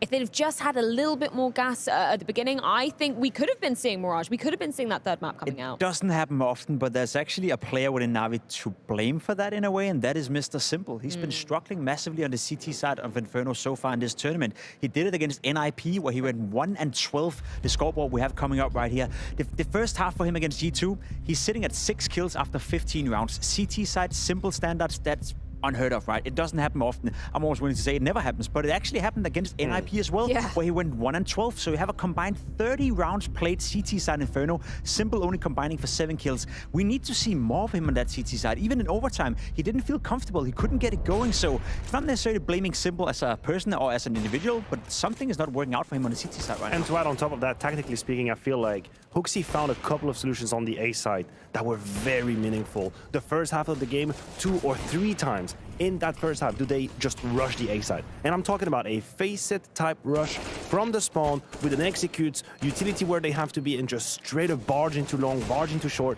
And Simple had the positioning, had the opportunity twice to stop that rush twice. And once he got 1 kill and once he got overrun. If these rounds went Navi's way, that's it. You cut the tree, you cut it straight up from Hooksy, but they won. And I agree with you. Simple positionally was problematic on the CT side. It's a two-sided story though, because we also got to give him credit for then bouncing back onto the T side, playing fantastic Counter-Strike. The 1v3 clutch on the bomb side, that kept them in the game. There were so many moments for Simple coming out in this one where he looked like his old self, but isolated looking at this game, there's a clear problem right now. That CT side Simple is not the same as T side Simple, and that's something Blade will have to figure out. And we've got to talk about the room that G2 gave Navi, arguably, to be kind of getting back into this one. There were later stages of that second half where, you know, G2, I feel like they were being a bit too hasty trying to close things out. I mean, we used the word throw, and I think it's apt. It's apt. You want to have a look at round 28. Exactly. That is an example that G2 should probably watch and watch again and watch again just to make sure it doesn't happen. Look at the scoreline. It's a 4-4 at that moment. m0NESY finds Perfecto. But with the boost, they have the information onto Electronic. And Nico gets a little bit antsy, a little bit impatient. There was no need for him to commit like that through the smoke. He gets found, and this is all the lead that Navi needed to come back into the round. Surprise, surprise, through the smoke, pop flash, and just like that, the scoreline is 15-12. This is typically a situation. Right now, I want to make the point. We're in a studio, right? It's a qualifier. We're in the group stage. We're in the studio. It's fine. You make that kind of mistake. You lose that kind of 4v3 or when you're on stage on a grand final. This is the type of round that makes you lose a map you're in control. Yeah. And G2 did that a couple of times. They didn't get punished. They had great resilience, but these rounds shouldn't happen. Yeah, of course, Navi not down and out of the competition just yet. They will be moving into that lower bracket to face the winner of either Big or NIP later on today. But I do want to get a few thoughts from NPL. NPL, a really close game there. Obviously, I want to first just touch on the fact that your Nuke was the first time we get to see you on it. It's a tough game and you're going up against a Nico. Do you think it's a fair representation of you, or just like G2 were playing really well? Actually, I don't think G2 playing really well on Nuke. That's why we picked Nuke, I guess. And I don't know, we just played bad there, especially me, bad performance. Like I said before, it's my, I've never played Nuke, but yeah. By the way, that was like bad game for me, and yeah. But you'll have these bad games, this is how it goes, right? You're learning throughout all of it. On Inferno, it felt like once you guys started to believe in the comeback, that there was a chance. What was the mood like and the communication like in the team? After that clash of Sasha and Perfecto, I guess, 2 versus 4 on 14-7, I guess we just like something like changed, and we was like full focus. We said to each other, just let's do this comeback, we can do this, and yeah. And didn't it? Nearly. Yeah. Nearly a chance of it, but you're not out of it yet. And when I spoke to Blade, he was very much thinking, okay, more games for you guys, right? More practices this team.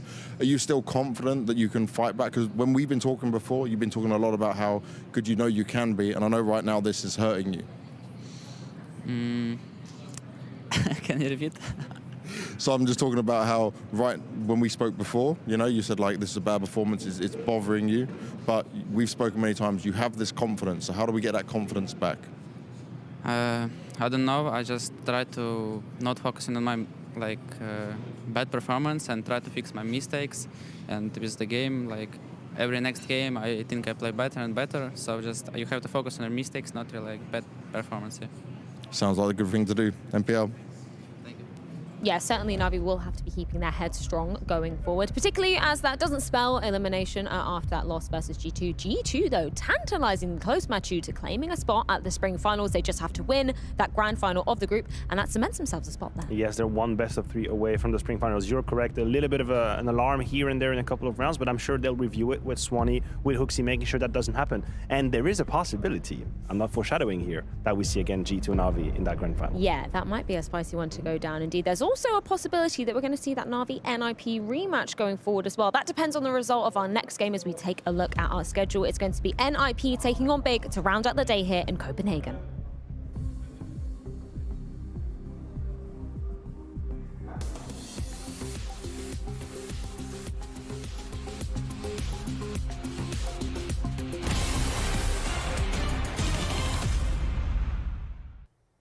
Kick her up. Oh, there's that the scout. Oh! See with the No! pre-aim to the top of the half wall. No. Open He B just site. wins the round. He just wins the round like that. He won the whole round. That is unreal. How does he do things like that? That's crazy. The boy is special. Outsiders did nothing wrong. They had 2 good spots and good guns. Oh, that is disgusting. And Hooksy's losing his mind. Yeah. Hands off the keyboard. You're so sick, Modesty. You're so sick. That's what he always says. I love Ilya! Ilya, you're nuts. You're so good, bro. And honestly... Yeah, really. He just won. That's the cool part about Counter-Strike. I mean, he just won the round by himself. He did. Watch this. Oh, man. Now, James kind of posted and then... Wow. Oh! It's insane. I can't get over it. Show me how. Liquid are teed up nicely. The Flames and Dagster. This bomb down is scary. Flames is taking real estate, but ends up getting punished. Liquid hold, and they win these fights. Just Dagster left to get past, but he's an iron wall at the back of the site. Moving around, kill number 3. Oh! Dagster! Make some noise for him, that is incredible! Look how hyped up he is. I don't even think he believes it. Look at the way he isolates these fights. Oh, Liquid, that one hurts, and that's all your money as well. Unreal. Dexter just lets loose. He wants an angle and a timing, and has at least gotten the first. Molly ahead of him, sees the gun, executes Twist first and foremost, tries to wrap it back around the hut, but the Heaven support, that could be the bigger difference maker. Rock's dead. Hunter continues to thrive until Brokey puts him down, and it's time for the ice-cold JKS to try and come through. This isn't rap, this isn't his wheelhouse, but it's still a chance to shine. And Brokey doesn't know where he's at. A peek out with the 8-4, sees him up in Heaven, and he nails it! He nails it!